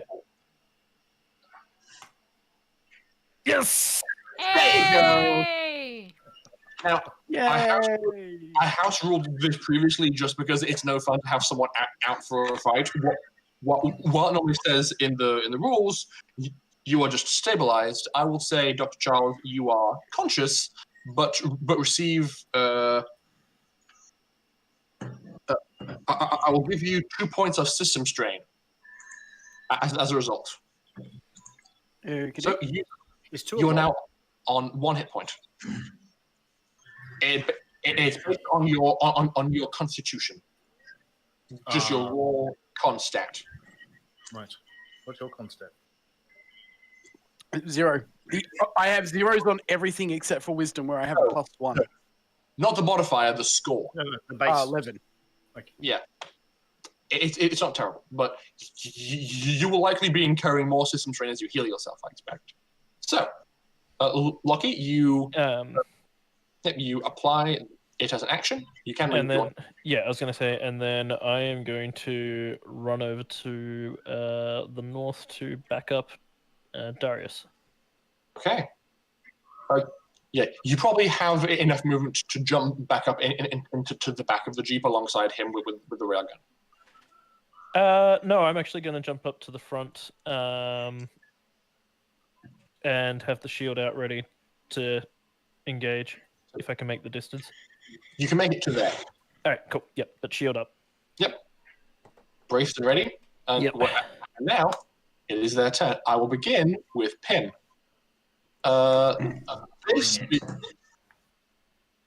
These beasties are potentially pretty darn hungry, so let's get their food away. So they're going to try exactly the same thing they tried again. The really hurt one is going to make another grab at your legs and rolls a 7. Please make me another athletics roll with either strength or dexterity.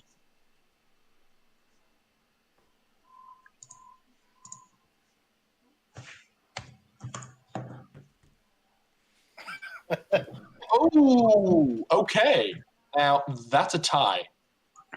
The way I normally rule ties is it maintains the status quo. So, because... It's still trying to get a hold. Yes. Because it hadn't grabbed you and it was trying to, it isn't able to grab you on a tie, which is perfectly fine.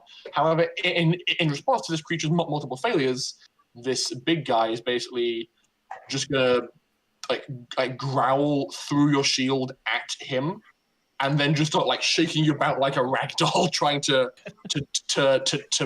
impact you on various rocks and things. So shouldn't it roll strength? Because I'm like 500 kilograms. It shall be doing so, yes.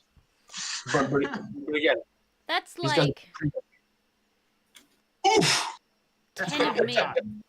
Yeah, it's not able to, unfortunately. It will probably deal a little bit of damage just from the force of you being pulled back and forth. Actually, it's a 4. You know what? It's a 4. It's a flipping 4. Your What's a 2 4? damage, like its roll was like a 4 to toss you around. You are a lot heavier than this creature was expecting of a human, and it kind of it kind of starting to realize it like it's possible that this is a practice tactic to remove humans from vac suits, and to them you could be a human in a vac suit, and you were right there. So they tried to extract you from your vac suit. But you are quite nimble and a lot heavier than your average human. So, new experience for these creatures. They're learning. I'm a lot heavier than your average bear. Mm-hmm. Smaller than your average one. This Wolfie boy is, as anticipated, going to leap out of the undergrowth and take a snap at Catalina. Actually, I've been doing this wrong. They have 2 attacks a turn, so my bad. Oh, good to know on my turn. Yes. Well, 1d20 plus 7. Nom nom nom nom. Miss. Nom nom nom nom. Also miss. Okay. Oh, God. Come on, guys. You're letting down the team. I rolled a double 1. Shush. And I Lockie, rolled the same thing twice. this guy is going to come towards you because you are there and on the ground, and is also going to attack you. What's your armor class again? 0.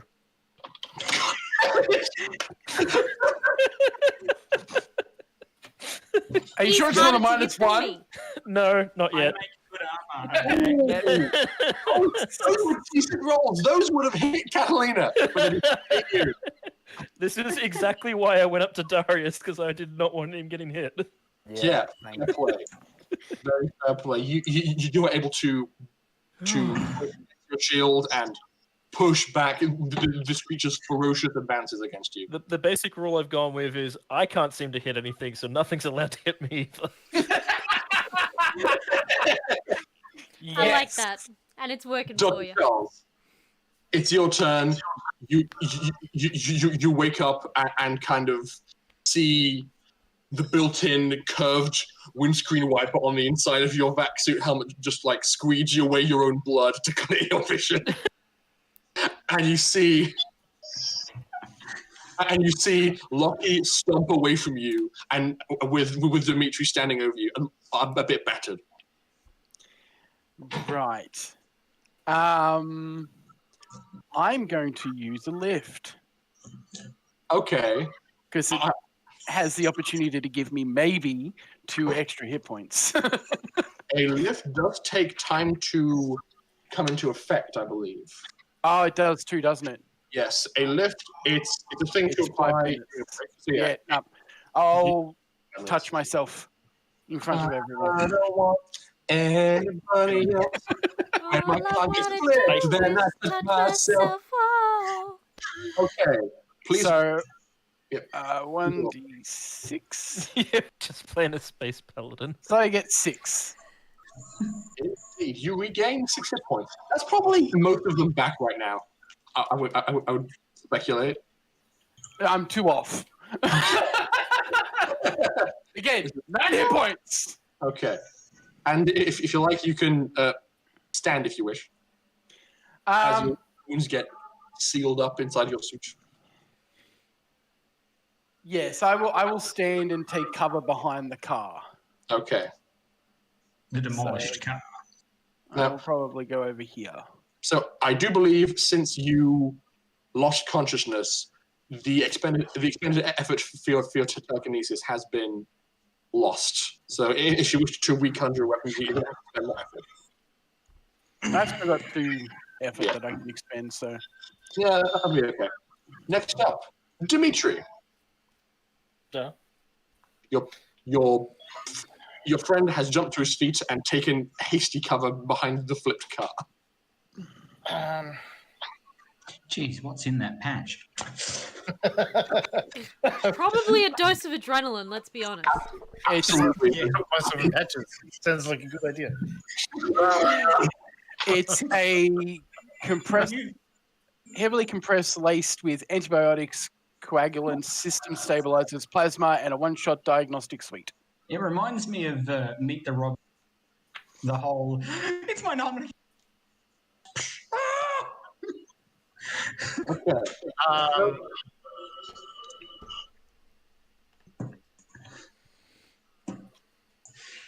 I don't know. Shoot at something. I shoot at the thing that's trying to eat Catalina. Okay. Please make me an attack roll. They have an armor class of 6. Yeah, I remember. I'm not the only one seeing an issue here. Where is my thing? It's fine. Show me what you got. Show me what. You hit something! You hit something! I hit something and I took damage. Oh my god! As the blast from your revolver echoes across the canopy, this thing does kind of grimace and retreat a bit at that well-placed shot. Good job, buddy. I'm proud of you. Would you like to move at all? Maybe just crouch down behind the car. Okay, sure thing. Darius, your friend has returned to your side, but hasn't taken up point on the railgun. What do you want to do?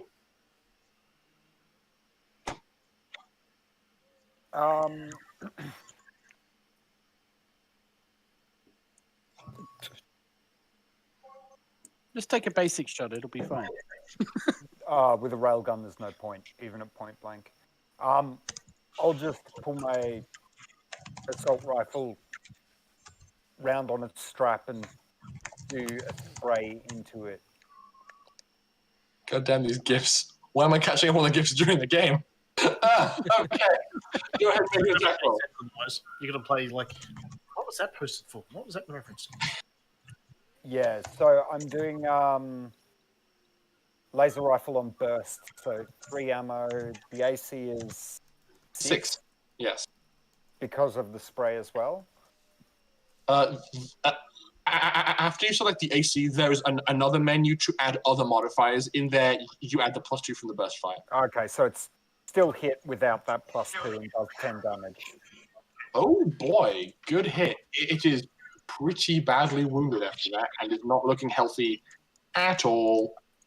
And after I've shot it like that, I'm just going to yell out, "Lockie, knock it out." I got the shield out, so it's punching time. Okay.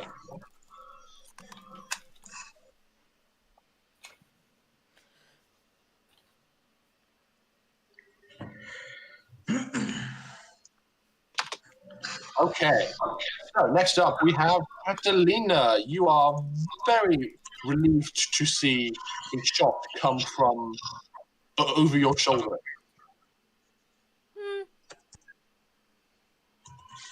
And hit the beastie before you. I will still ignore the one that's at... Well, actually, no. I will probably, like, just keep dodging it, but I'm still going to aim for one of these guys up here. Okay. You can probably only see this one past the canopy. Like, this one's pretty heavily obscured by the woods. So, yeah, you can see this one. Yeah, true. Okay. I mean, I could still see it, but I can't see a clear path to it, so there's no point shooting at it. I mean, it's pretty dense bush. That's a lot of woods in between you and it. It's over the horizon. Even with, like, infrared? You reckon it'd still be too dense for my sensors to Just because you can see it doesn't mean there's a clear path from your gun to it. No. That's what I was saying. I can see it, but I can't see a clear path. Yeah, basically. Yeah. I'm still going to go for this one because it's probably, hopefully, almost dead. Indeed. So... Sorry, scrolling down to my weapon. All good. Wonder why one time's pink mist. What's its AC again? 6. Exactly why I said what its armor class was like. Probably close to a dozen times. Wrong keyboard. Good hit. Good hit indeed. It crumples to the ground. Actually, no, it doesn't crumple to the ground. You lobbed a flaming hot ball of plasma at it. It melts. Like, it impacts the chest cavity and just kind of keels over and falls and begins to sizzle and bubble at Pim's feet. And then she's just going to turn back to the one in front of her and keep dodging. Okay. Pim? Look, pink goo is a good substitute for pink mist. Pim, your turn. Oh. Your job just got half as easy. And maybe a bit harder. All right. I'm going to kind of just turn myself over, stand up, while it's trying to yank me. And, well, I don't really want to unload another bullet. Can I punch it really hard in there? You can certainly try. Please make me please make an attack roll using a fist. So roll a d20, add your strength, and any skill you have in combat unarmed. And it's armor class of 6.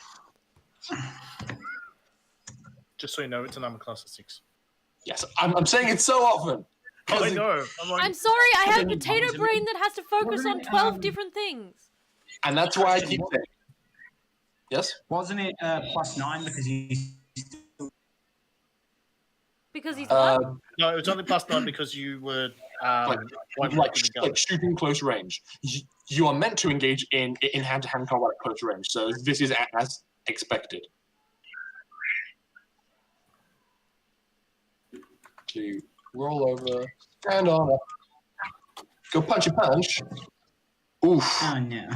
You go to punch at it, and your punch is just absorbed by its thick skull, and as its teeth are still wrapped around your shield, just goes in anger that you could think punching it in the face was acceptable. It's not, please.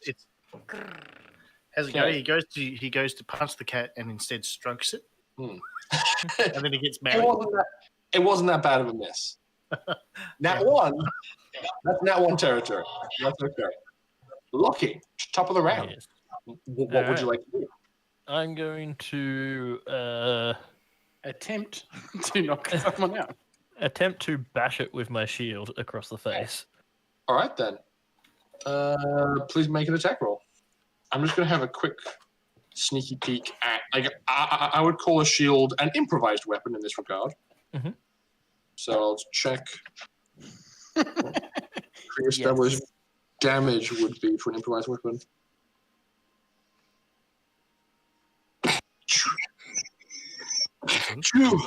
Oh God! Bless you. I'm doing the sneezels. It is that time of year. So, yeah. Oh, don't I know it? It's driving me fucking nuts. Yeah, me too. I want my eyes to stop itching for a day. It's not hit me yet. What? I get sniffles, sneezy nose, and itchy hands. You run that actually, I might use my kinesis gloves. Instead. Ah, interesting. Just punch this thing.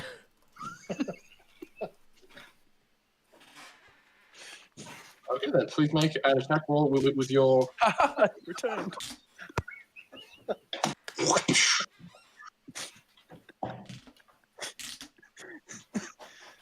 It's a hit. Oh, good hit. It gets cracked straight across the jaw, breaking its jaw in several places as you hit, and it just collapses to the ground. Unconscious and probably bleeding out. I mean, he didn't say keep it in one piece, so I got close. Good. I'm happy. If that punch was less horrendously damaging than it being shot, so if somebody can tend to its wounds, you may have the time to salvage what you're after. It's okay.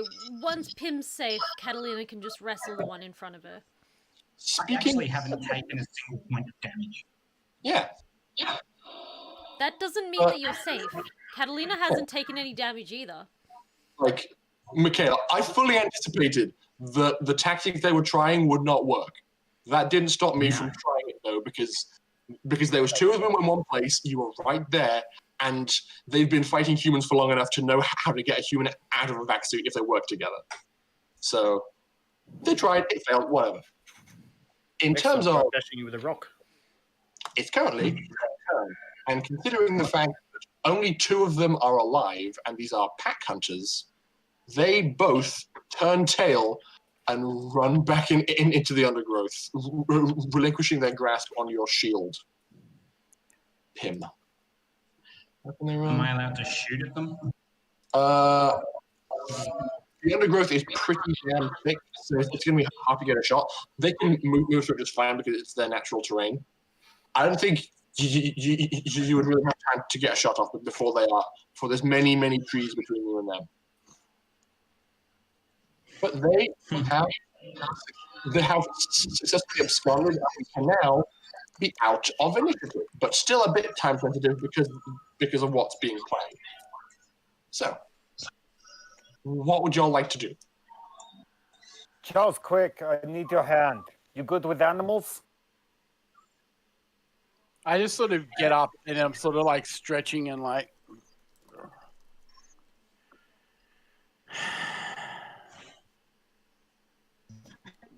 Catalina's going to play guard and keep watching to make sure that they go away and that there aren't others coming. This job is not paying enough. And I'll walk over and Likewise. look at the... Me seeing the inside of your visor pasted with blood because I was more focusing ahead than behind. Oh, you can see like a clear spot where my face is, but like framing my face is just... You came off and cleared a viewing spot, but there's still blood splatter on the inside, yeah. Yeah, at that point I'm going to go, wait, hang on, you look pretty fucked up. Are you okay? I will be fine. Right, well, for the moment, can you keep this thing alive? I can try. Catalina Good will enough. sort of yell back, you probably want to restrain it. Don't let it get back up. Does anyone have any rope? I have a net. Good point. It's not going to live long anyway. Just give me a tick. I'm going to jump off the car and start hooking up an ECG to its head.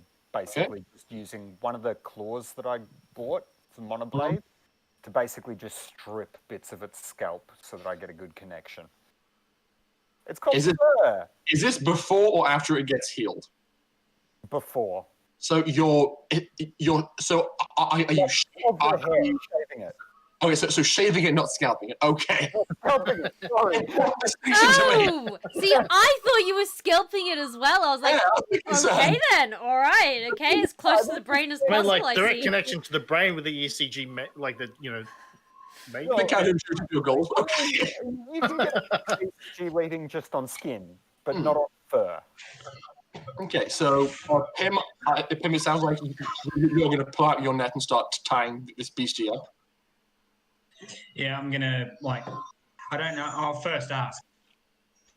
Darius, are we taking this with us, or are we...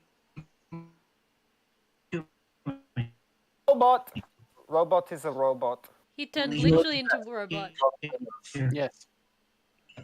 We got all of about 2 syllables of that entire thing. It sounded like you said, are we taking this with us or leaving it here? If so, nod. Am I back? Yes, I think. Yes. Okay. Are we taking it, leaving it, or putting it in the back of the vehicle? I don't fucking know. Hey, Charles, how long do you think this will take to get a proper good brain scan ship? With what equipment? This, and I show you the most jury-rigged bioscan I think you've ever seen. It's your old bioscanner that he broke and has now just horrendously homogenized into some kind of janky-looking something. MacGyvered to look like just a net of wire. At that point, these are Jeeps that are used for survival, so they'd have some form of rope or something within the Jeep itself. They have winches attached to the front, yes. Cool. I'm going to grab that, I'm going to wrap it around this thing's legs Catalina. so that as I heal it, it doesn't jump at me and try and take my jugular out. Good call. After it's all tied up, I'm going to like look at the wounds and I'm going to be like, I wonder if this works on animals. Okay. And then touch it. Before you do, so currently Dr. Charles is in the process of like tying the thing up with metal cord from the winch. Meanwhile, Catalina, you were hoping to do a thing.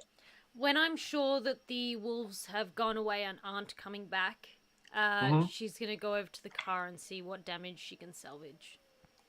Okay. So repair. Yes. I'm not even going to have you make a roll.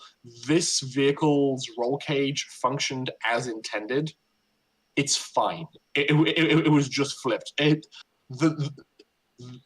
The windscreen may have had a few cracks in it, but it's still perfectly functional. Like these vehicles are designed to take worse punishment than being flipped. So yeah, but what she's going to check is before they flip it over, she's going to check the undercarriage to make sure that the horn didn't pierce anything important in the engine.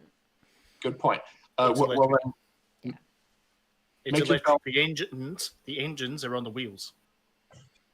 It's still going to have like a battery and electronics and stuff going through the front. It's still got filters and things like that. If that was the case, then the bull would have bloody electrocuted itself. It's still justifiable to give it a once-over. So yes. I'm saying give it a once-over. So engine. Roll tech, push tech, as you give it this once-over. Safety first. Like, she just wants to make sure it's fine. Yep, no problem. So, what you got? With intelligence? Intelligence. Use my 9 to give you an assist. Oh, I didn't. Yes. I didn't add an assist. So that would be 10. That would be a 10. As the two of you kind of pour over the car and make sure it's okay, it looks fine. Like, I'd say there are a few like tough wires that got stripped, so the metal inside is exposed by some of the scraping from the horns, which could be a problem if you were, for example, to try and go through water. But she probably has some electrical tape on her. Like, she's that kind of person. She's for sure the person to carry around a roll of electrical tape. So yeah, a few minutes of work, taping up the damage. It's not pretty, but it'll hold for long enough to do the job and get back. Meanwhile, hello. Dr. Charles, you have secured this beastie. And I'm going to look at Lockie and just be like, can you make sure it doesn't, like, do anything stupid? Sure. I'm basically just going to sit on top of it. Okay. In my power. And at that point, I'm going to be like, let's see if this actually works on animals.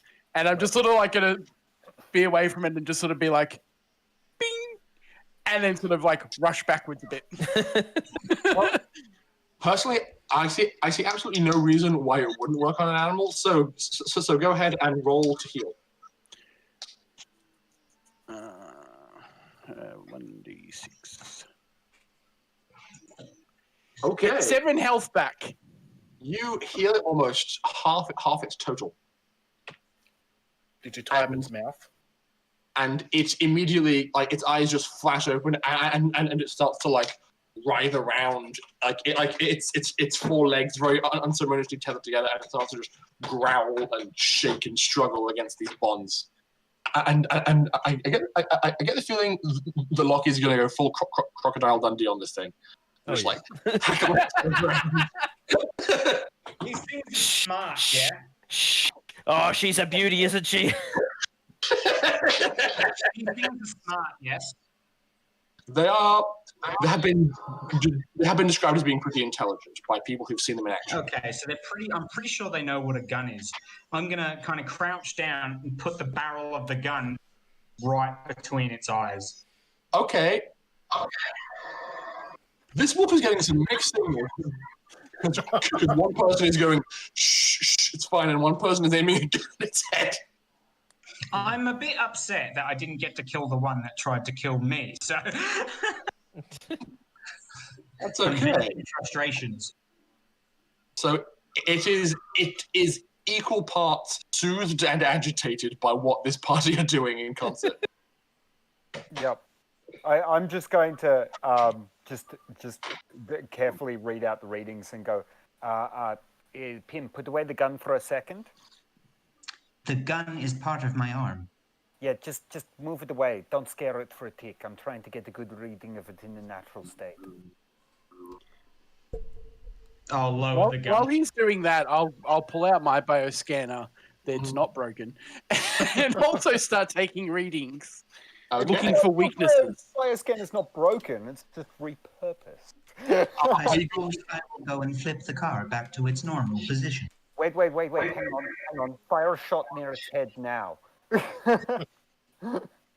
I am not wasting ammo. It is expensive. I just want to see it agitated. Oh, fine. I whip out a laser pistol and fire a shot near it. Its ears like fall back. Actually, its ears kind of like its ears will fall back, and its heckles raise and starts to growl at you. Interesting. Hey, Charles, check this out. It looks like when they get aggressive, the entire frontal lobe lights up. These things are like built solely for combat. So, Dr. Charles, I assume while Darius is scanning its brain, you're scanning the rest of its body? Yes. Yeah, fair enough. I do hesitate to call this a tech medical roll, but I will, except I'll have you roll it with wisdom, because it's less you recalling information about the human body and more you trying to extrapolate and assume based on pre-existing information. Okay, so tech medical with wisdom. Wisdom, yes. Can I flip the car, please? Oof. You. Dimitri and I would be helping with that. Yeah, I'd say by your three powers combined, you have the strength and fortitude to get this car back on its wheels. So it's okay and kind of thumps unceremoniously back onto its suspension and bounces a little bit before it settles back onto the road. I got a 6. You got a 6, indeed.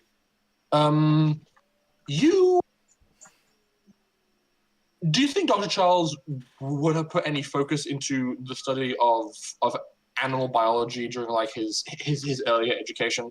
I feel like if you get a medical degree, they start you off with animals and then you work your way up. Yeah, I would have done quite a bit of study, especially on the animals of Elfdus. Well, yeah, I mean, you don't get to do surgery on a human until you've done it on an animal anyway.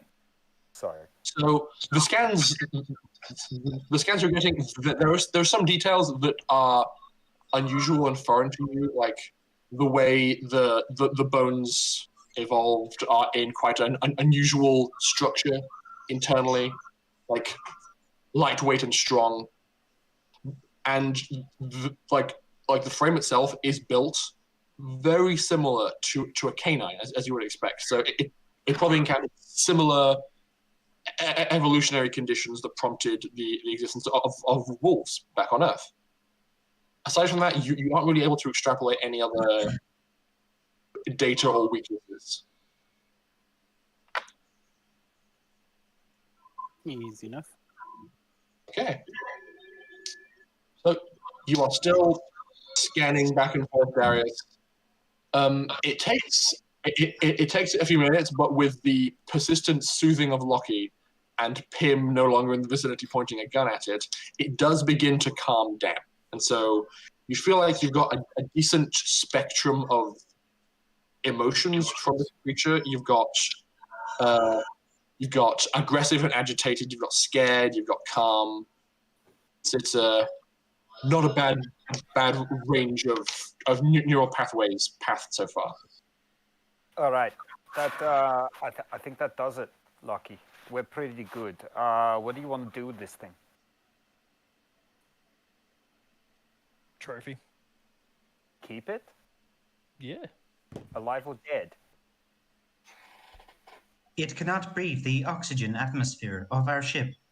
Dead it is. I wouldn't mind a new cloak. That's pretty cool, actually.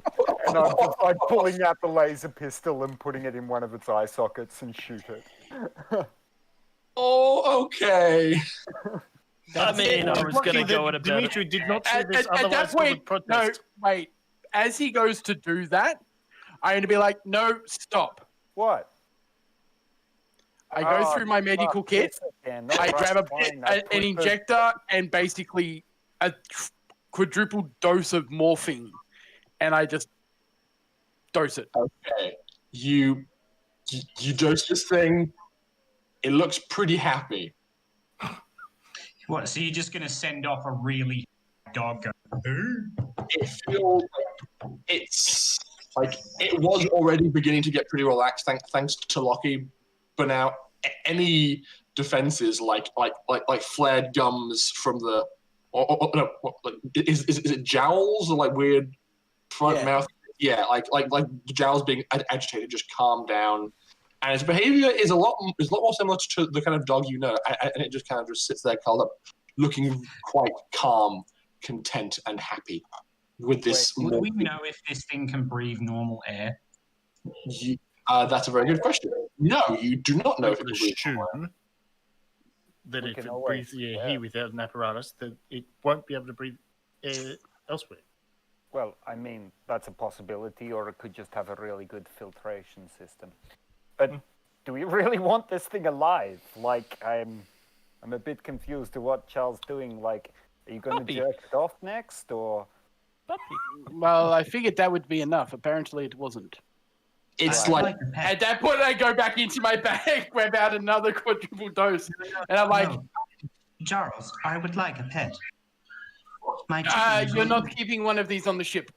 No, wait, Charles, this sounds pretty fun. Oh, no. Catalina just shouts at them from across the way. Are you done torturing that poor creature? Put it out of its misery already. I am. And I inject it again. Fluffy, what the fuck are you injecting it with? Just put some air in it. Do we need defenses for the ship? That is not a painless death.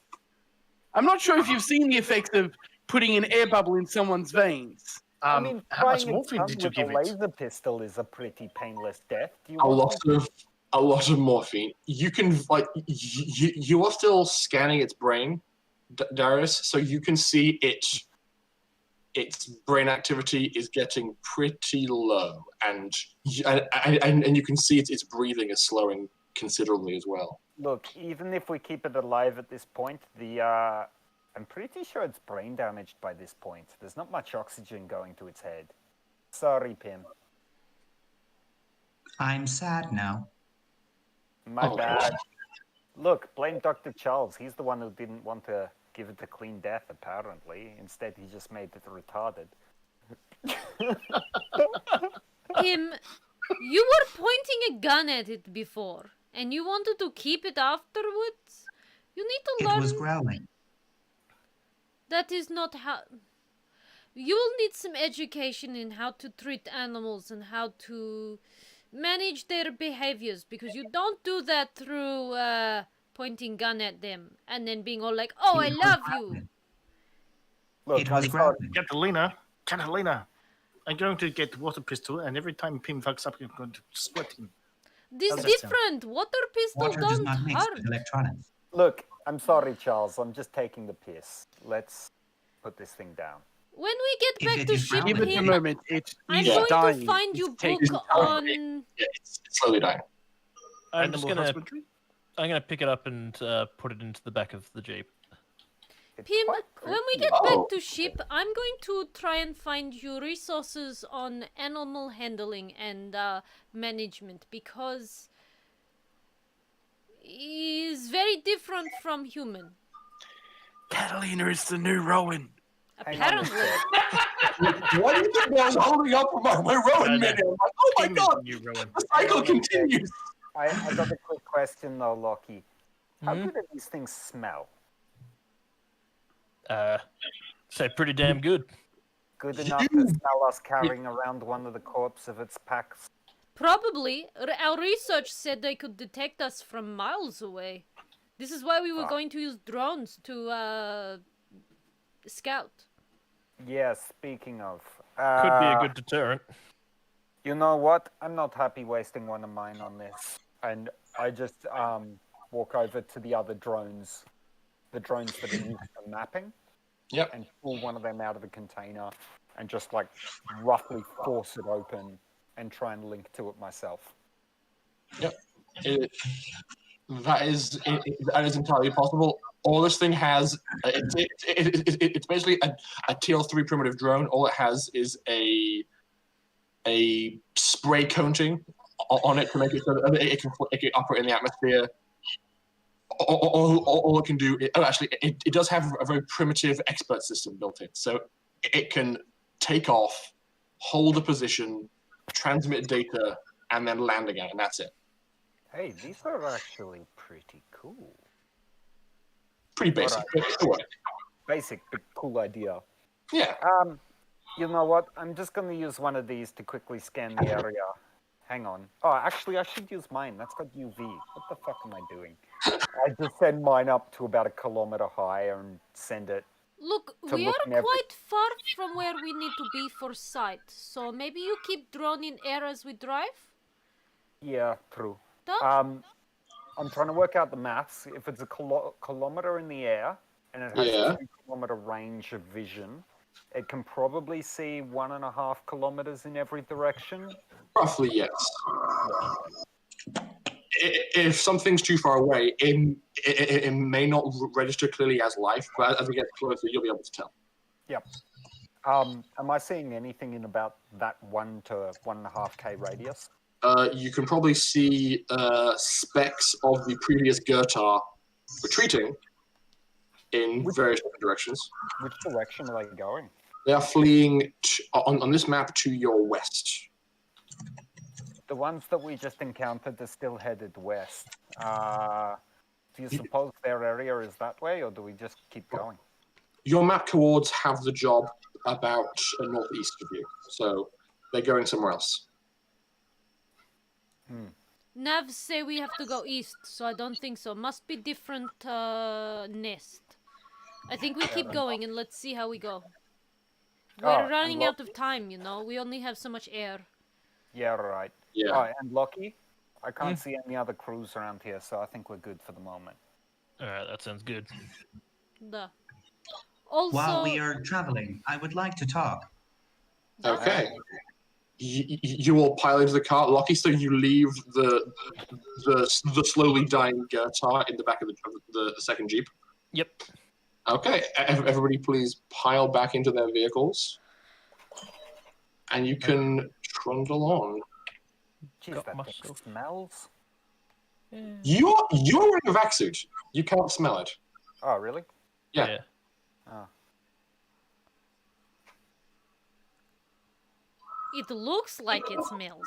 Yeah, it looks like it should smell. I mean, we can see half its fucking guts, but whatever. Not really. I would feel that. It's okay. Yeah. Oh, yeah. It's like it's beyond half its hit points. So it's at like 7 of 12. So it's okay. Just it's slowly dying from a morphine overdose. And God, I hope it doesn't wake up, because a morphine-addicted Gertar sounds like the most horrifying thing. Just a crazed beast going through withdrawals. An intelligent crazed beast going through withdrawals. Okay, so we trail along. Do we encounter anything else? You thank your lucky stars, Catalina, that you patched that cabling underneath the Jeep as you drive through a river. Way along your journey. As I approach it, I go to Dimitri over the comms. I like how we're taking along the dead monster as well. My bad. It's my new cloak. I'm gonna say to Dimitri, made a real good chest. keep an eye out for any instabilities in your vehicle. Let me know if it needs another patch up. We're going through some water. Oh, Dad, this horn is not working. Very annoying. Catalina rolls her eyes, but smiles. I think you'll be right. Yeah. You thunder through the water, very theatrical, jungle-esque, And you come up to an intersection. Your HUD is instructing you to continue going north, and the road will bend around to the east later on. Okay. Considering we're in a corrosive environment, the corpse would be rotting exceptionally quickly, wouldn't it? Well, they're evolved to their genealogy is evolved to survive in the corrosive atmosphere. Right. So, Yeah, that's the outside. What about the inside? If there's guts and shit are hanging out. No, The guts aren't hanging out. I healed it.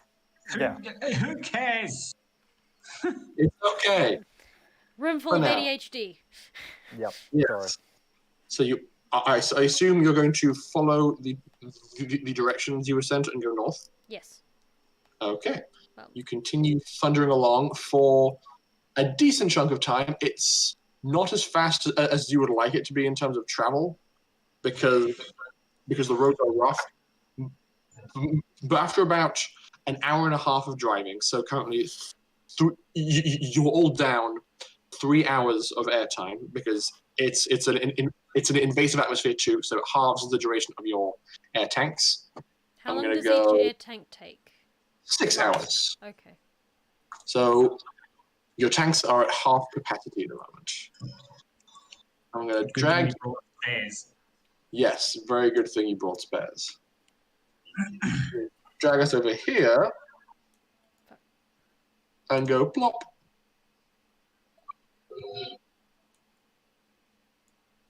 Oh, wow. I made it. So you... God. Rotating this stuff is not pretty. Hang on, guys. I was going to say, this map does not seem like right. Oh, it's so messy. Hang on. Let me fix you, everybody. All that unceremonious rotating has done nothing Pim. for your... Pim teleported, it's fine. Pim, get in the damn car. If Pim wants to drive us home, Pim has to stay and observe. It does what it's told or it gets the hose. I will also say, Dr. Charles, during your drive, you probably would have heard this big beastie behind you quietly stop breathing. And you... You monster. It's lethal injection. At least it was a peaceful passing, not being shot in the face. I mean, what's the difference? You don't know after the bullet goes through half your brains and scrambles them anyway. This way was better. So you say. So you continue to proceed on down the road, and eventually you come to gates. Yes? Before we get too close, so like when the gates are in sight, Catalina's going to start actively perceiving around us.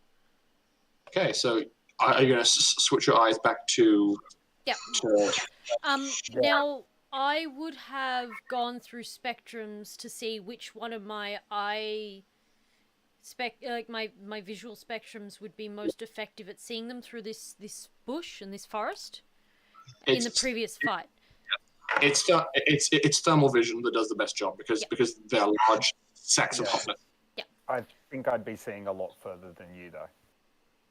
Probably because you're up high. You're looking from down. I'm looking just straight. Yeah. So, but I'm actively looking. So, can I do a perception check to see if I see? Certainly. Okay. Should we roll?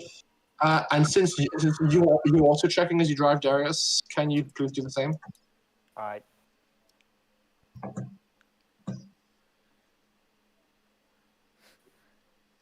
Bear with me. No problem. Me or him? What's he driving? I think only one of us has taken damage. Two of us. Two. Me and Nick. Ah. Okay. When did Nick I think my other flipped. Yeah. Catalina, you don't spot anything of notice as you drive.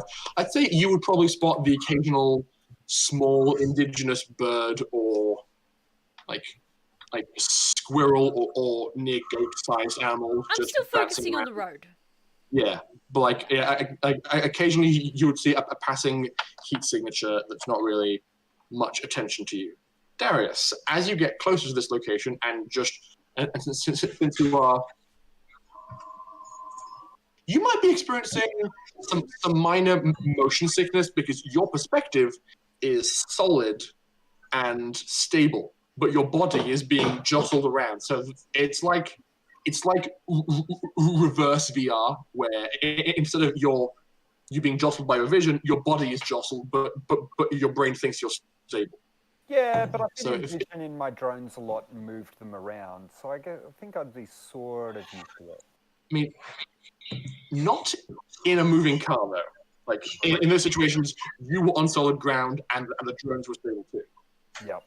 So just like minor discomfort from this experience, nothing major. Why And is Tim as gambling? you kind of Just putting it out get there. closer, you do see a bit of a hotspot. What? Tim's gambling. I took a gamble. I'm sorry, I don't know. And the hotspot is about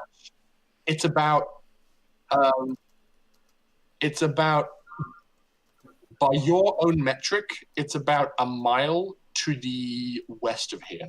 So say you're here, it's in this direction, cross the river and beyond. And while it's and you're a bit thrown at first because it looks like it should be like whatever this is should be closer by the size of the patch of heat. And as you watch it more, it's not one large ball of heat. It's lots of small balls of heat all kind of milling around each other. Oh dear. You think from here you can see the nest. Oh, hey. That was discussed previously. Guys. About mile west, I'm pretty sure I got eyes on the nest. Oh, good. What's that?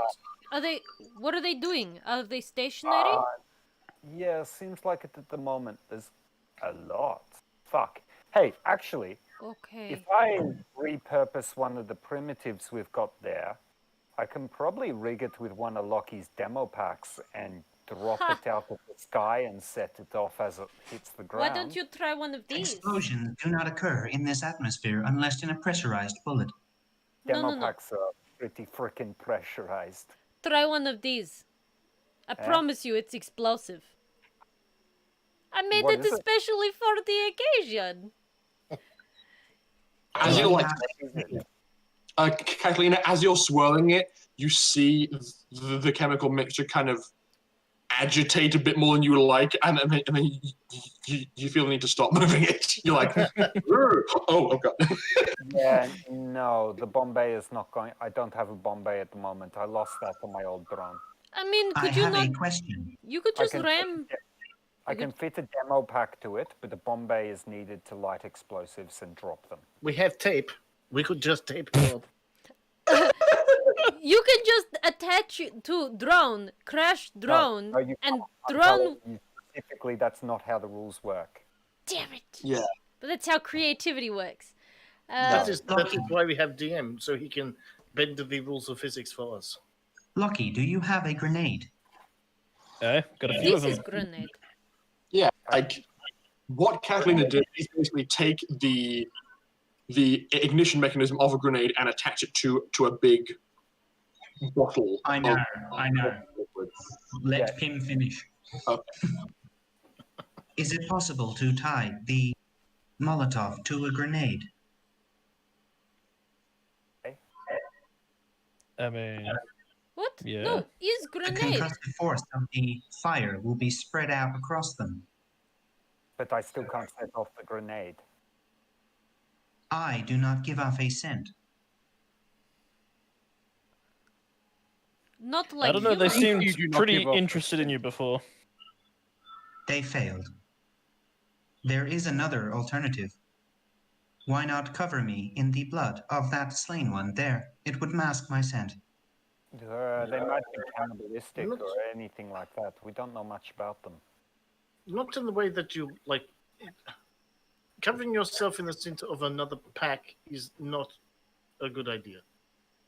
But, like, seriously, though, if we can use a demo pack, I could almost certainly drop one of our communications into it. You know, we could just lure them and then blow them up. They are too You smart. want to take out the nest. This is true. This is true.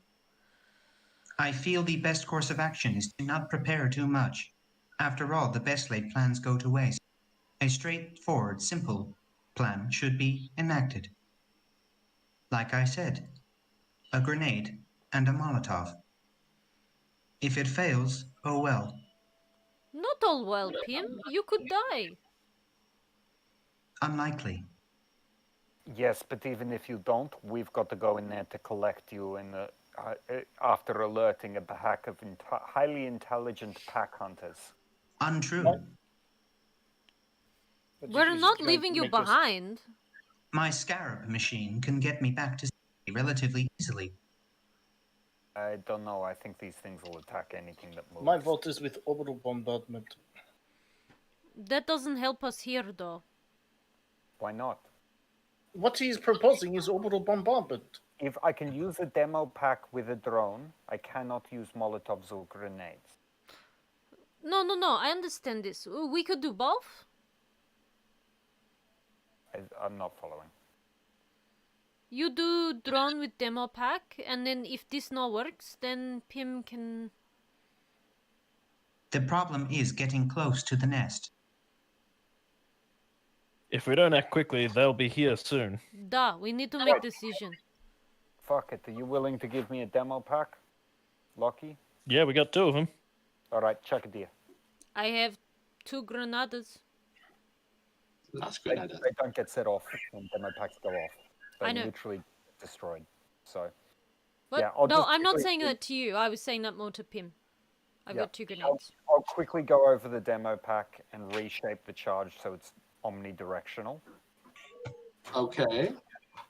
And then I will walk over to the drone that I pulled apart earlier, stick a demo pack inside it, rewire it in, rip off the expert system and connect to it myself. Okay. It's going to take you some time. Are you doing this while you're driving? No. And traveling, or have you arrived at the stage? No, we're probably still just outside the gates. Okay, so you've come to a shop outside the gates and are having a conversation about your plan, stationary. Sure. I'm just doing some hasty map making just in case. Don't mind me. Yes. Hang on. Export.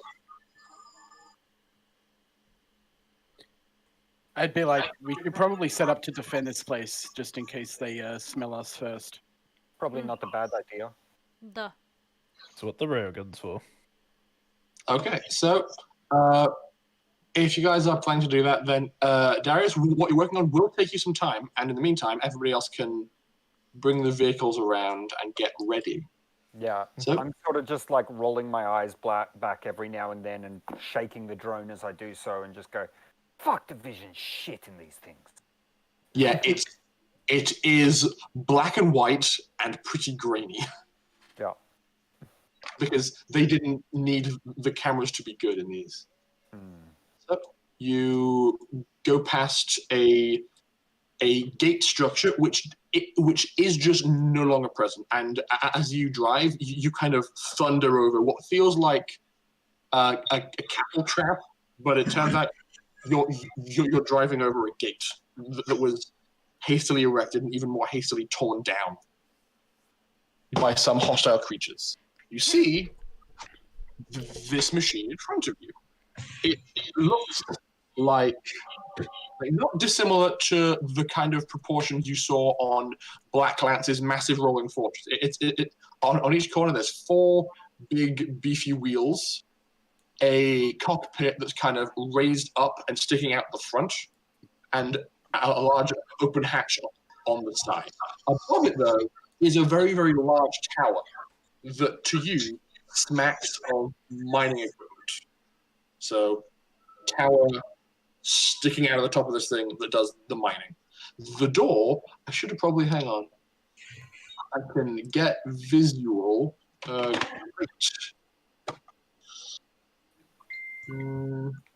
You'll do. I'm sorry, I forgot to do this sooner. So the door is another one of those like fold-downable ones. I have to climb up several feet to actually get inside. But yeah, you can walk on up inside this thing and see that it has a raised gangplank that kind of wraps around the exterior of the structure with different consoles and things about.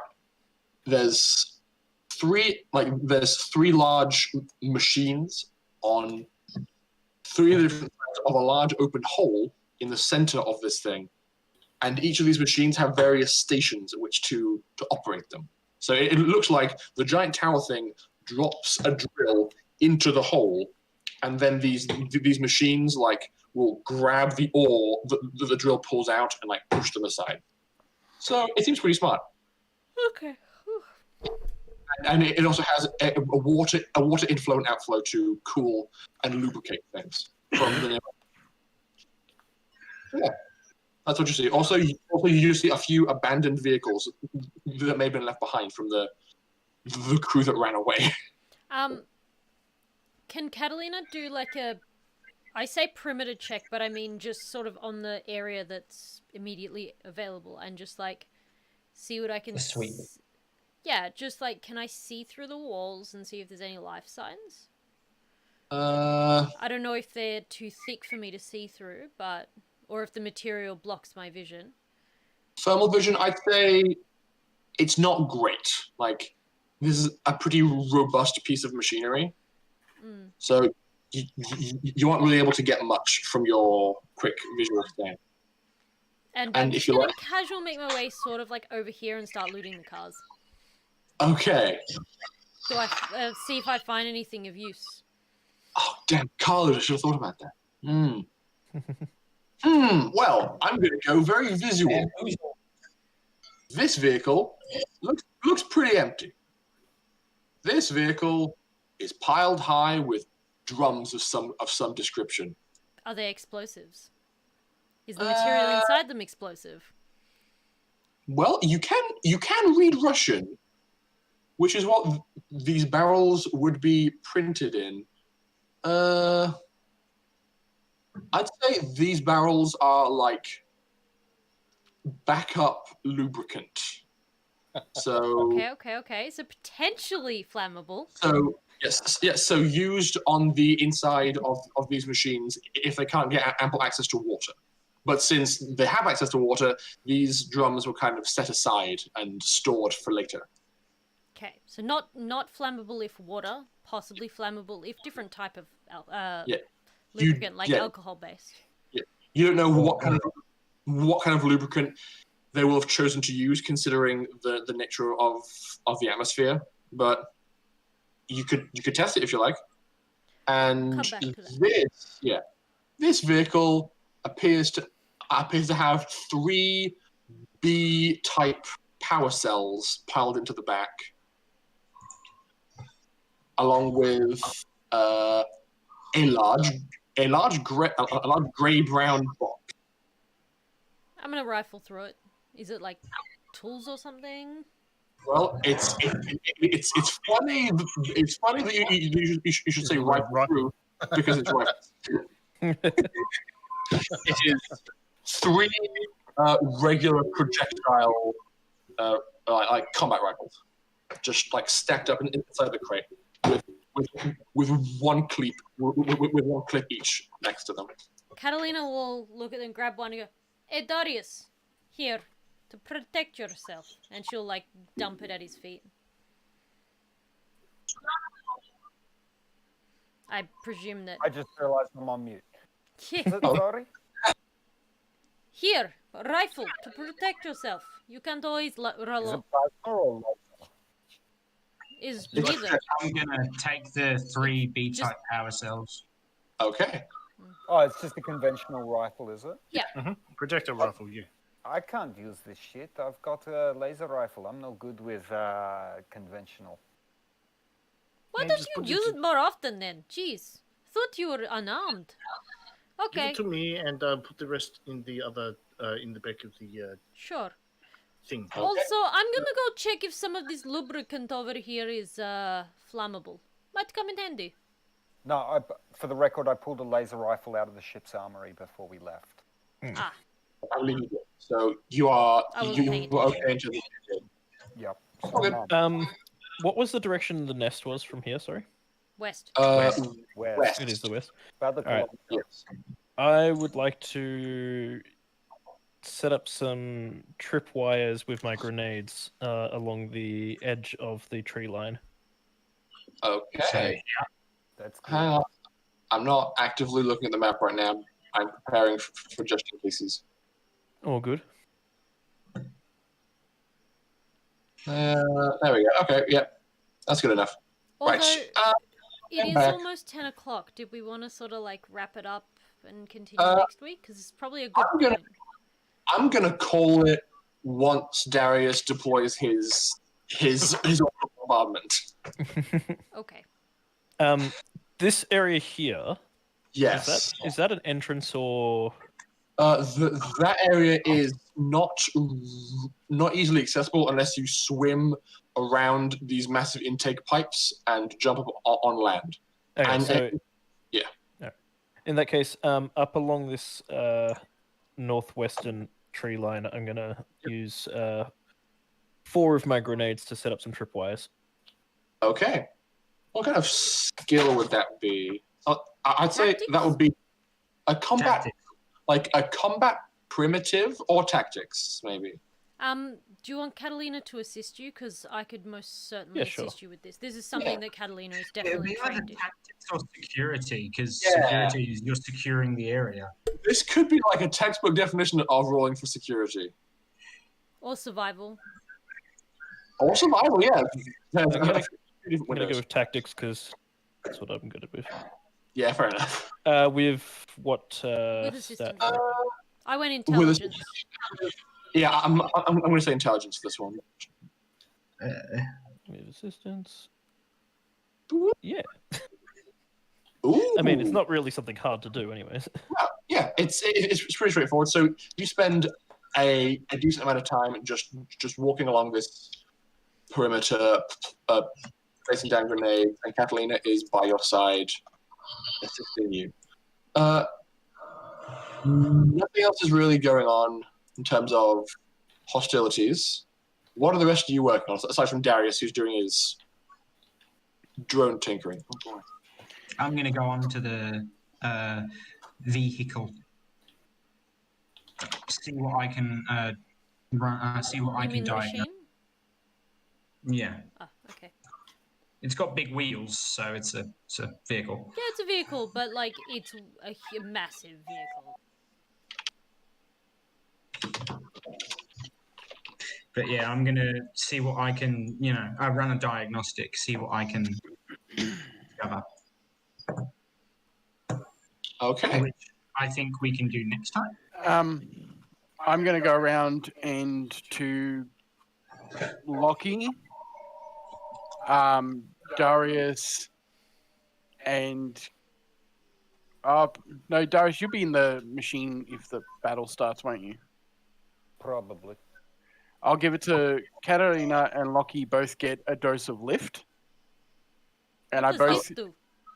This is just a healing thing, so but it takes about 5 minutes to activate properly once you've rested. And then I also hand them both an injector of tsunami. This one, on the other hand, might fuck you up. Okay. So when are we supposed to use these? You need to give instructions, man. If you feel like you need a pep up and more concentration during a battle, use the tsunami. It will increase your reflexes, but it takes away your preservation of life. Okay. Yeah. You will fight harder and faster, but the come down is not nice. Right. So after the battle's done, come to me straight away. So to note, Lucky, your armor has 3 slots for stims. Catalina, unfortunately, vac suits only have 1 slot. So if you want to have one of these like pre-installed in your suit ready to go, you're gonna have to choose one before the fight. I can't use an entire turn to just activate one. Well, it needs to be in contact with your skin. So if you want to install it inside your vac suit and have the vac suit apply it for you, that's fine. But it takes time to get it in there, and there's only one spot in the vac suit. There is a dilemma with that. My body can only intake stims from a very specific spot on my body. Ah, yes, that's a very good point. We didn't consider that, did we? Which probably does not align with where the stim applicator is on the vac suit. Whoops. Yeah, good call. I didn't consider that as being an obstacle, but yeah. You should know better, Charles. Catalina just goes to Charles. I will hold these for emergency, but I somehow don't think they will work. You know, like complications. It's just in case. I know, but like it would be complicated. Thank you. If I don't need it, I will give it back to you afterwards. And she'll pocket them, so to speak. Yeah. And I'll also give a dose of tsunami to Dimitri. Okay. So Pim explaining. So Pim, as you walk into this place, I'm giving you drugs. It's fine. You do notice a few signs of decay about the place. It seems that some choice locations like corners and chair legs are beginning to very slowly corrode from the constant exposure to this atmosphere.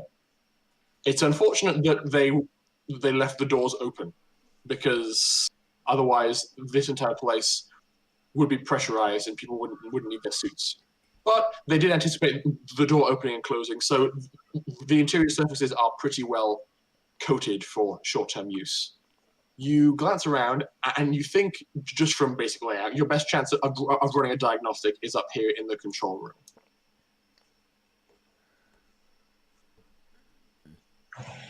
Okay. Okay. So you begin to make your way up there and start looking around. Darius, I'd say it's about now, after all the grenades are set, and as Pim is doing the diagnostic work, that you finish with your bomb. Alrighty, guys. I think we're good. We're ready? Yeah. Wait. Lucky, take one of these, but be very, very careful. It's very highly explosive in this environment, and only use it if you need it. Alright. Okay? Don't blow yourself up. Nook. Alright, I'm going to jump up and go inside and send both of my drones about a K into the air and just head over the direction of the nest. I've just realized we made a mistake. What? It's mostly fine because I think you probably would have seen them anyway, but primitive drones only have a range of 500 meters. So if you want to actually bomb this place, you're going to have to walk a kilometer into the jungle. I mean, if you, for example, were to pull out 2 more of these drones and then chain them together. Yeah, I was going to say we can do a relay. Because that's literally what they're designed for. You could do that. I'll do that then. So I'll just rip out a bunch of drones and do that. Yeah. So, as you guys get all set up and ready, are fortifying the defenses, making sure everybody is well tended. I'm going to assume that Lockie and Catalina are going to hold the front line. So we're going to try and be the front line of defense should they decide to come and attack. I would suggest defending the ramp, not defending there. These things are intelligent enough to circle round. No, that's fair enough. But, I'm just saying that Catalina and Lockie will try and be at the front before you guys. So they have to get through us first, because we're the beefiest. I was going to say, we'd probably try and move the vehicles to block the main entrance and set up the railgun between it as a barricade. Yeah. I'm just going to quickly do a thing. In fact, with we as could much even... open ground between it and the forest line. Catalina can also hotwire some of the other cars to make them Oh, usable God. as well. No. Move, please. What is... I've flipping frozen my roll 20. Come on. There we go. What? No, come on. Press Please. F5. Oh. F5 is refresh.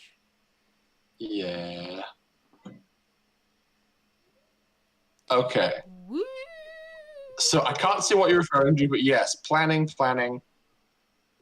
Moving vehicles around. Catalina, you aren't currently in active danger, so given enough time, you've hotwired vehicles before. I'd say you can pull it off if you want under any time crunch. I'm not gonna lie, it's probably something she did in her spare time for fun. Yeah. Like, just... Tut.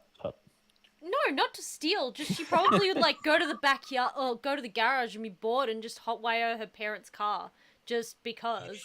But and her boss's and any other car she came across in any garage Dimitri's ever. car and like anyone's car. Yeah, that's fun. Gotta entertain herself somehow. What is happening? What have I done?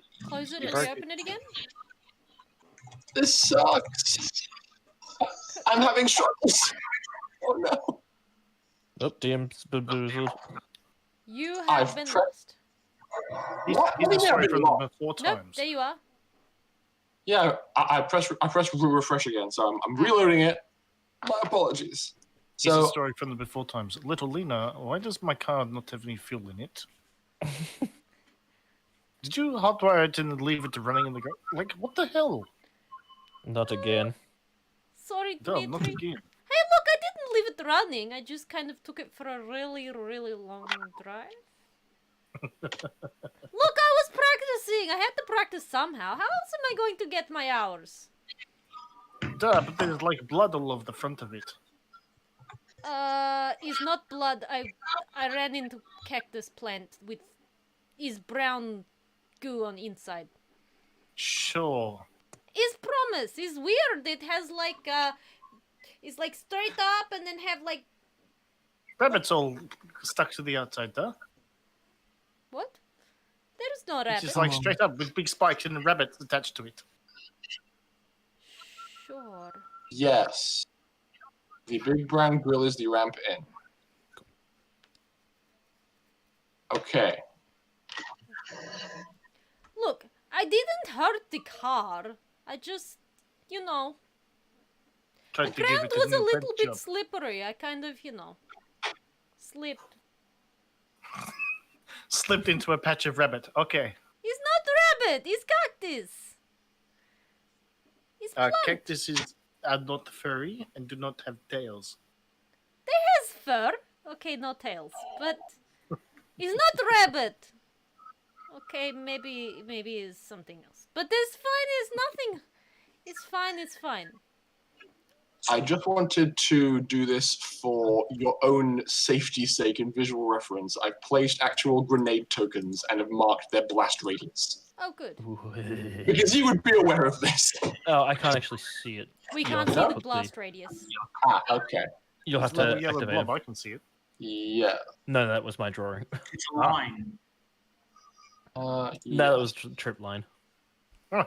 There we go. Can see that one. Cool. Okay. Oh, You're standing. Yes. These are the blast radiuses you're dealing with these grenades. Excellent. I'll spread them out a bit then. I'll spread you out. I'm gonna go. Overlapping is fine. Did we want to put one here? Yes. Hang on. I'm gonna. One there. This way. Okay. Lucky, I am making it so that you can control these things. I see this. But don't put it close to a building. We don't want it to blow up the wall. I like it when things go boom. Maybe put like here? Thank God PM doesn't have the rocket launcher. There goes whole planet. Yes. But it punches a hole of reality with the damn thing. Well, at least goes our payday. Okay. There we go. Splendid. There is no problem All that wired up. cannot be solved with explosions. Okay. So, as Pim continues to run his diagnostic, Darius, you are. Where are you? There you are.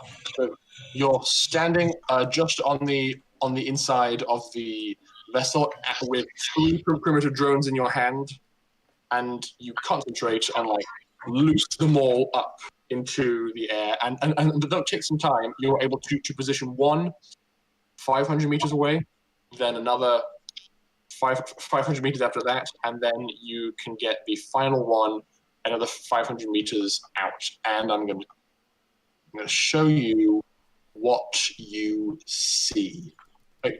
Which of your drones is doing the bombing? It's none of mine. It's just one of the ones I've stolen. I've just realized I can do a special thing, which basically means that I can only show I can show one player specifically a different scene. So I am now only making it so that Chris can see what it is that the drone comes across. Oh dear. Oh shit. So, Weird, guys. It looks like, interesting. Can I see anything? So all of those dark dirt patches are basically naturally worn down ramps into holes underground. This ain't gonna be. So they're like ants. Got it. A little bit. I count 7 holes of about 10 to 20 meters across each. Fuck. It looks like they burrow underground. I'm gonna try sending one of these inside and just blowing up the entrance to one of these holes at least. Maybe I can close I them down. believe if they have holes that it will set off a chain reaction. After all, affecting the integrity of the structure of one hole will, in fact, affect the entirety of the terrain. Nah, they're not that close together, Pim. I don't know if it's going to work like that. This changes things slightly. One way to find out. Lockie, are you happy if I possibly waste one of these explosives? Here for the nest. Let's use them. Right. I'm just going to drop one of the drones directly down into the central hole about here. It's terrifying because we don't know what you're doing. Fuck. Yeah, good.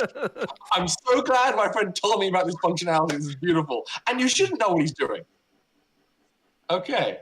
Yeah, you drop it around there. Send my observation drone along the chain so that it's floating above this and click on UV. Okay. So you have a pretty high up bird's eye view down. Wait, can you do thermal with the observation drone? Yes. Okay, so you can see thermally a lot of activity on the surface. Well, not on the surface, a lot of activity beneath the surface, kind of scurrying about this way and that. Not many close to the surface, so it's not pronounced signals, but there's enough of them that you are getting a reading. Yeah.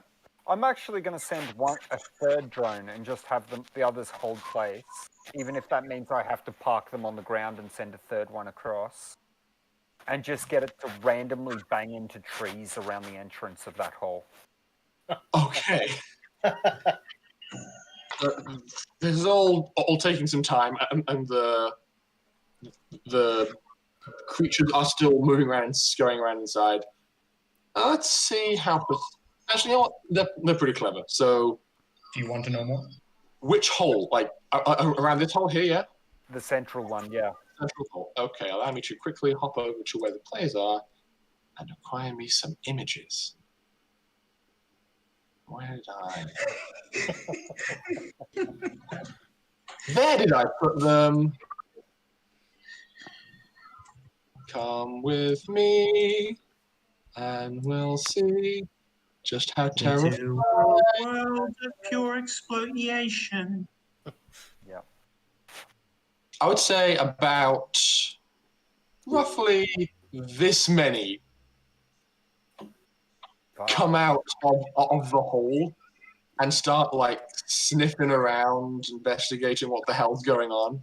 And considering how many I see there, how much does that reduce the heat on the inside by? Maybe about 5%. Oh, fuck, boys and girls. You're in a nest, what do you want? Lockie? Yeah? I'm going to be honest. We're under-equipped for this. Yeah. Let's hold up till we're ready to go. Can you guys see this screen? No, they cannot. Okay, I'm counting around about 12 on the surface. Estimate numbers based on heat signature. We're looking at 120 to 30. I should have brought my rocket launcher. Probably. You should have, yeah. I did say overkill bombardment would be best idea, but no. Wait, hang on a second. Let's see what I actually brought. I'm pretty sure I brought 2 extra guns. You didn't? Held gun. You didn't lock this in before you left? Come on. No, as in like it should be in my actual nemesis. That's no, okay. I took the spike thrower, not the rocket launcher. Oh well. That's probably for the best. I'm going to be honest. I really don't think we have enough explosives. Either to take out the nests, even if we clear them all out. Well, we still got 3 jetpacks. Are they coming in directly from the west? They're not moving anywhere. They're investigating the entrance because of the noise I'm making with the drone.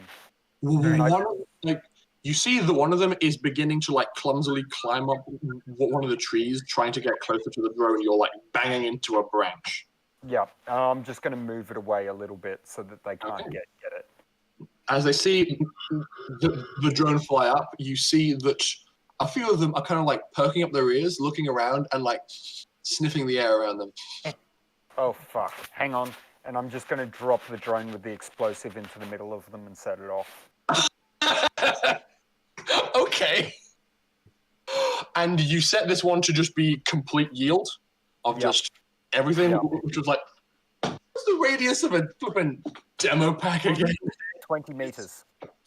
20 meters. Yeah, you're definitely going to catch all of them. I believe, hang on, let me confirm it's either 20 or 30 with a 4-meter radius of pure destruction. And by that, I mean, like, destroying steel. So you can determine, like draw on the map exactly where it is you are dropping this thing, just so I can know. I bet you wish I'd put shrapnel into it now, huh? It's still, no, it still throws shrapnel to 40 meters. Yeah, like, it'll, like shrapnelize these trees and make high-speed, like arc pieces as well. So it does 20 meters of high explosive and 40 meters of shrapnel. Oh my god! I keep forgetting how stupid these things are. And anything within 4 meters is effectively turned to dust. So here, probably 5 meters below the surface.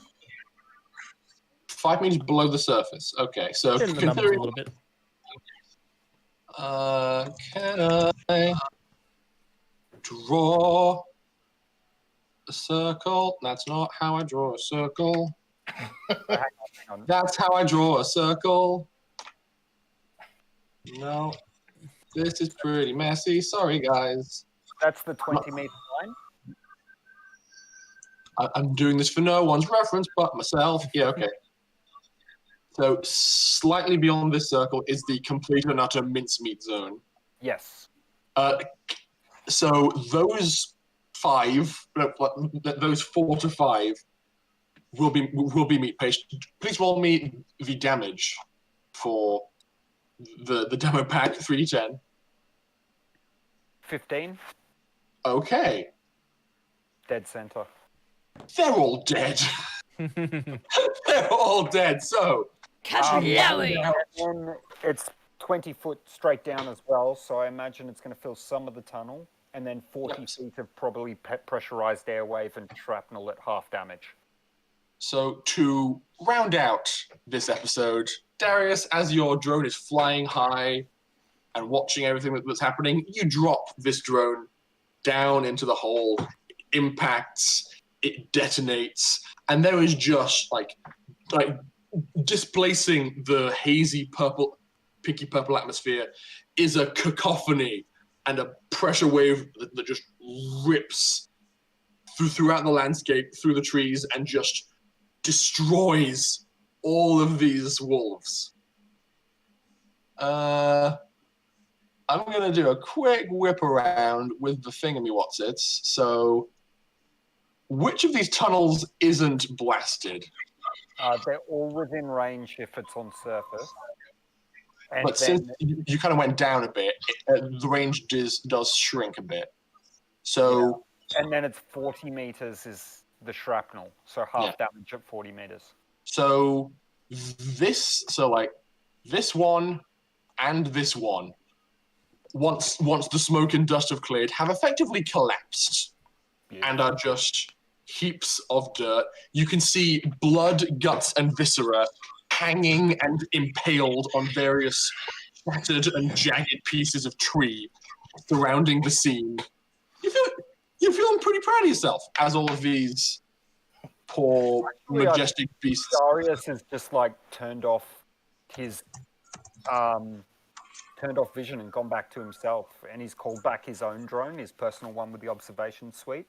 Okay. And he's just sort of sitting there with just a weird look on his face. Cool.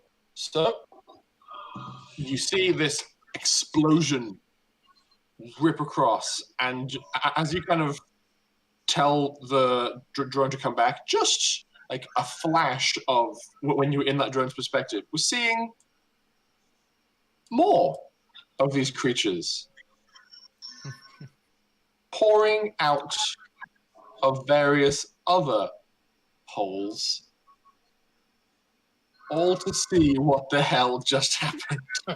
All I'm hearing is I should have brought a bigger gun, so I need a bigger gun. You probably should have brought a bigger gun, and so I'm going to end the session by showing everybody what Darius sees as his attention is pulled away. And we're all gonna die. That's all right. No. We're gonna line them up and railgun. and that's how we're gonna end tonight's session. Well, next session will either be a slaughterhouse for us or for them. Guess we'll find out. Sorry, guys, I may have got us killed. There's water, yeah? There's water that they would have to potentially run across or through to get. I was going to ask how deep it was. Power cells. Yes, you do. Guys, nice. Is going to be able to electrocute the entire river. I am going. It doesn't need to electrocute it for very long. If you damage the power cell, so it is ejecting its energy, and just throw it in while it's full. You just more likely to be an explosion than a. It'll work. Just as effective. So everybody, as we call it for this evening, I'm going to need all of you to go on YouTube and look up the A-Team building montage music, and just have that in your head for the kind of panicked bodging and crazy crafting I expect a lot of you are going to be doing in anticipation for what's about to happen. Yep. While Darius was doing his drone work, Catalina and Lockie would have been, along with the help of obviously the other three, some fortifications. We can get into that next week because barricades, cars should on their side. I know what we're going to do. If that stuff is lubricant, if it's oil-based, it's going to float. What? I think Chris just tacked on to that. If it's oil-based, it will float to the top of the water. Yep. Makes for a good... Anything that goes through the water, up in flame. Or just, We haven't yet tested if it's flammable. I am Even if it's very... flammable, the ground coated in lubricant's going to make it fucking hard moving for them. An amazing fight, you guys. Like, I know it's going to be difficult, but you guys have time and you have resources. I think this is a very Gloved Molotov encounter where you're just going to use your like panic, jiggery pokery, take advantage of everything in your surroundings, just like bodge together as many makeshift weapons as you can before they show up. This is literally It's us kind of in a like Goku nutshell. versus Batman. Yeah. Goku goes, Hame, Batman. Preparation. Get ready! Oh boy, I could not be more pleased. Next episode is our 30th episode, and I think this is fitting. 30 PK, 30 PK, 30 PK. Wow. And yeah, it's gonna be fine, probably. Don't worry about it. You say that. I do. Do I trust you? No.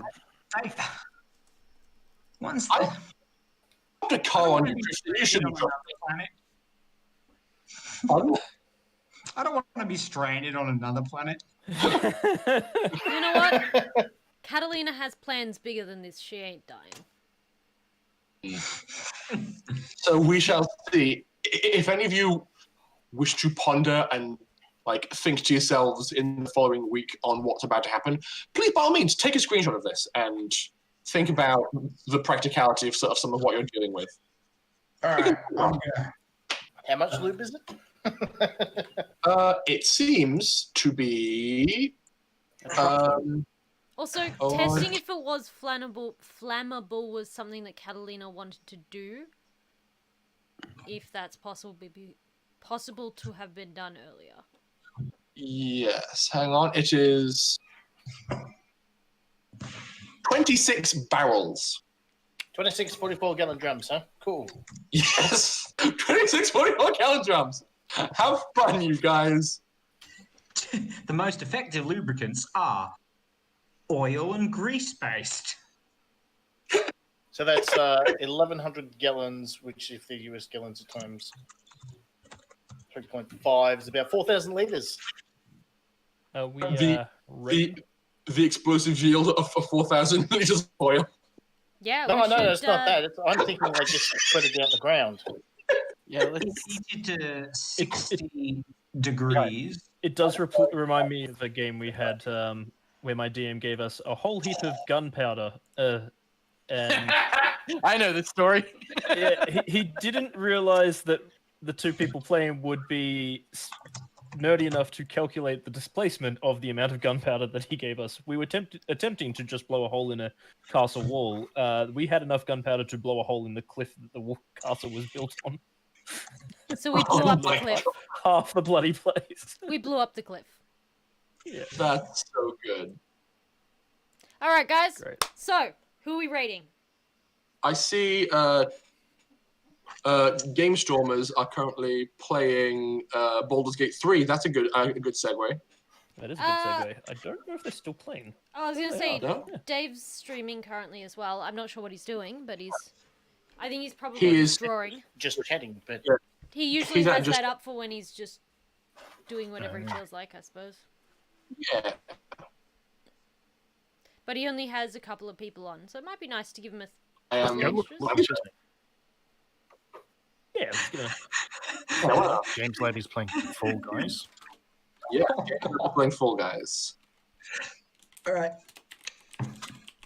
Dave has a few, but it's more than 2, but it's less than 12, so... Yes. All right, let us raid. Indeed. Where are we going, Alice? What do you think? Dave, he is doing some drawing. It looks like it's something Zelda related. Cool. Oh, splendid. I'd like to see that. Yeah. Let's do it. Sweet. He's just chatting is usually him drawing. Alright, So- we're ready for raid? Yeah. Yeah, ready. And then I've got something to discuss. Okay, rating in 10. Bye, everybody. We'll see you next week. Thank you for joining us. Toodaloo. Bye-bye. Everything goes boom. Everything goes boom.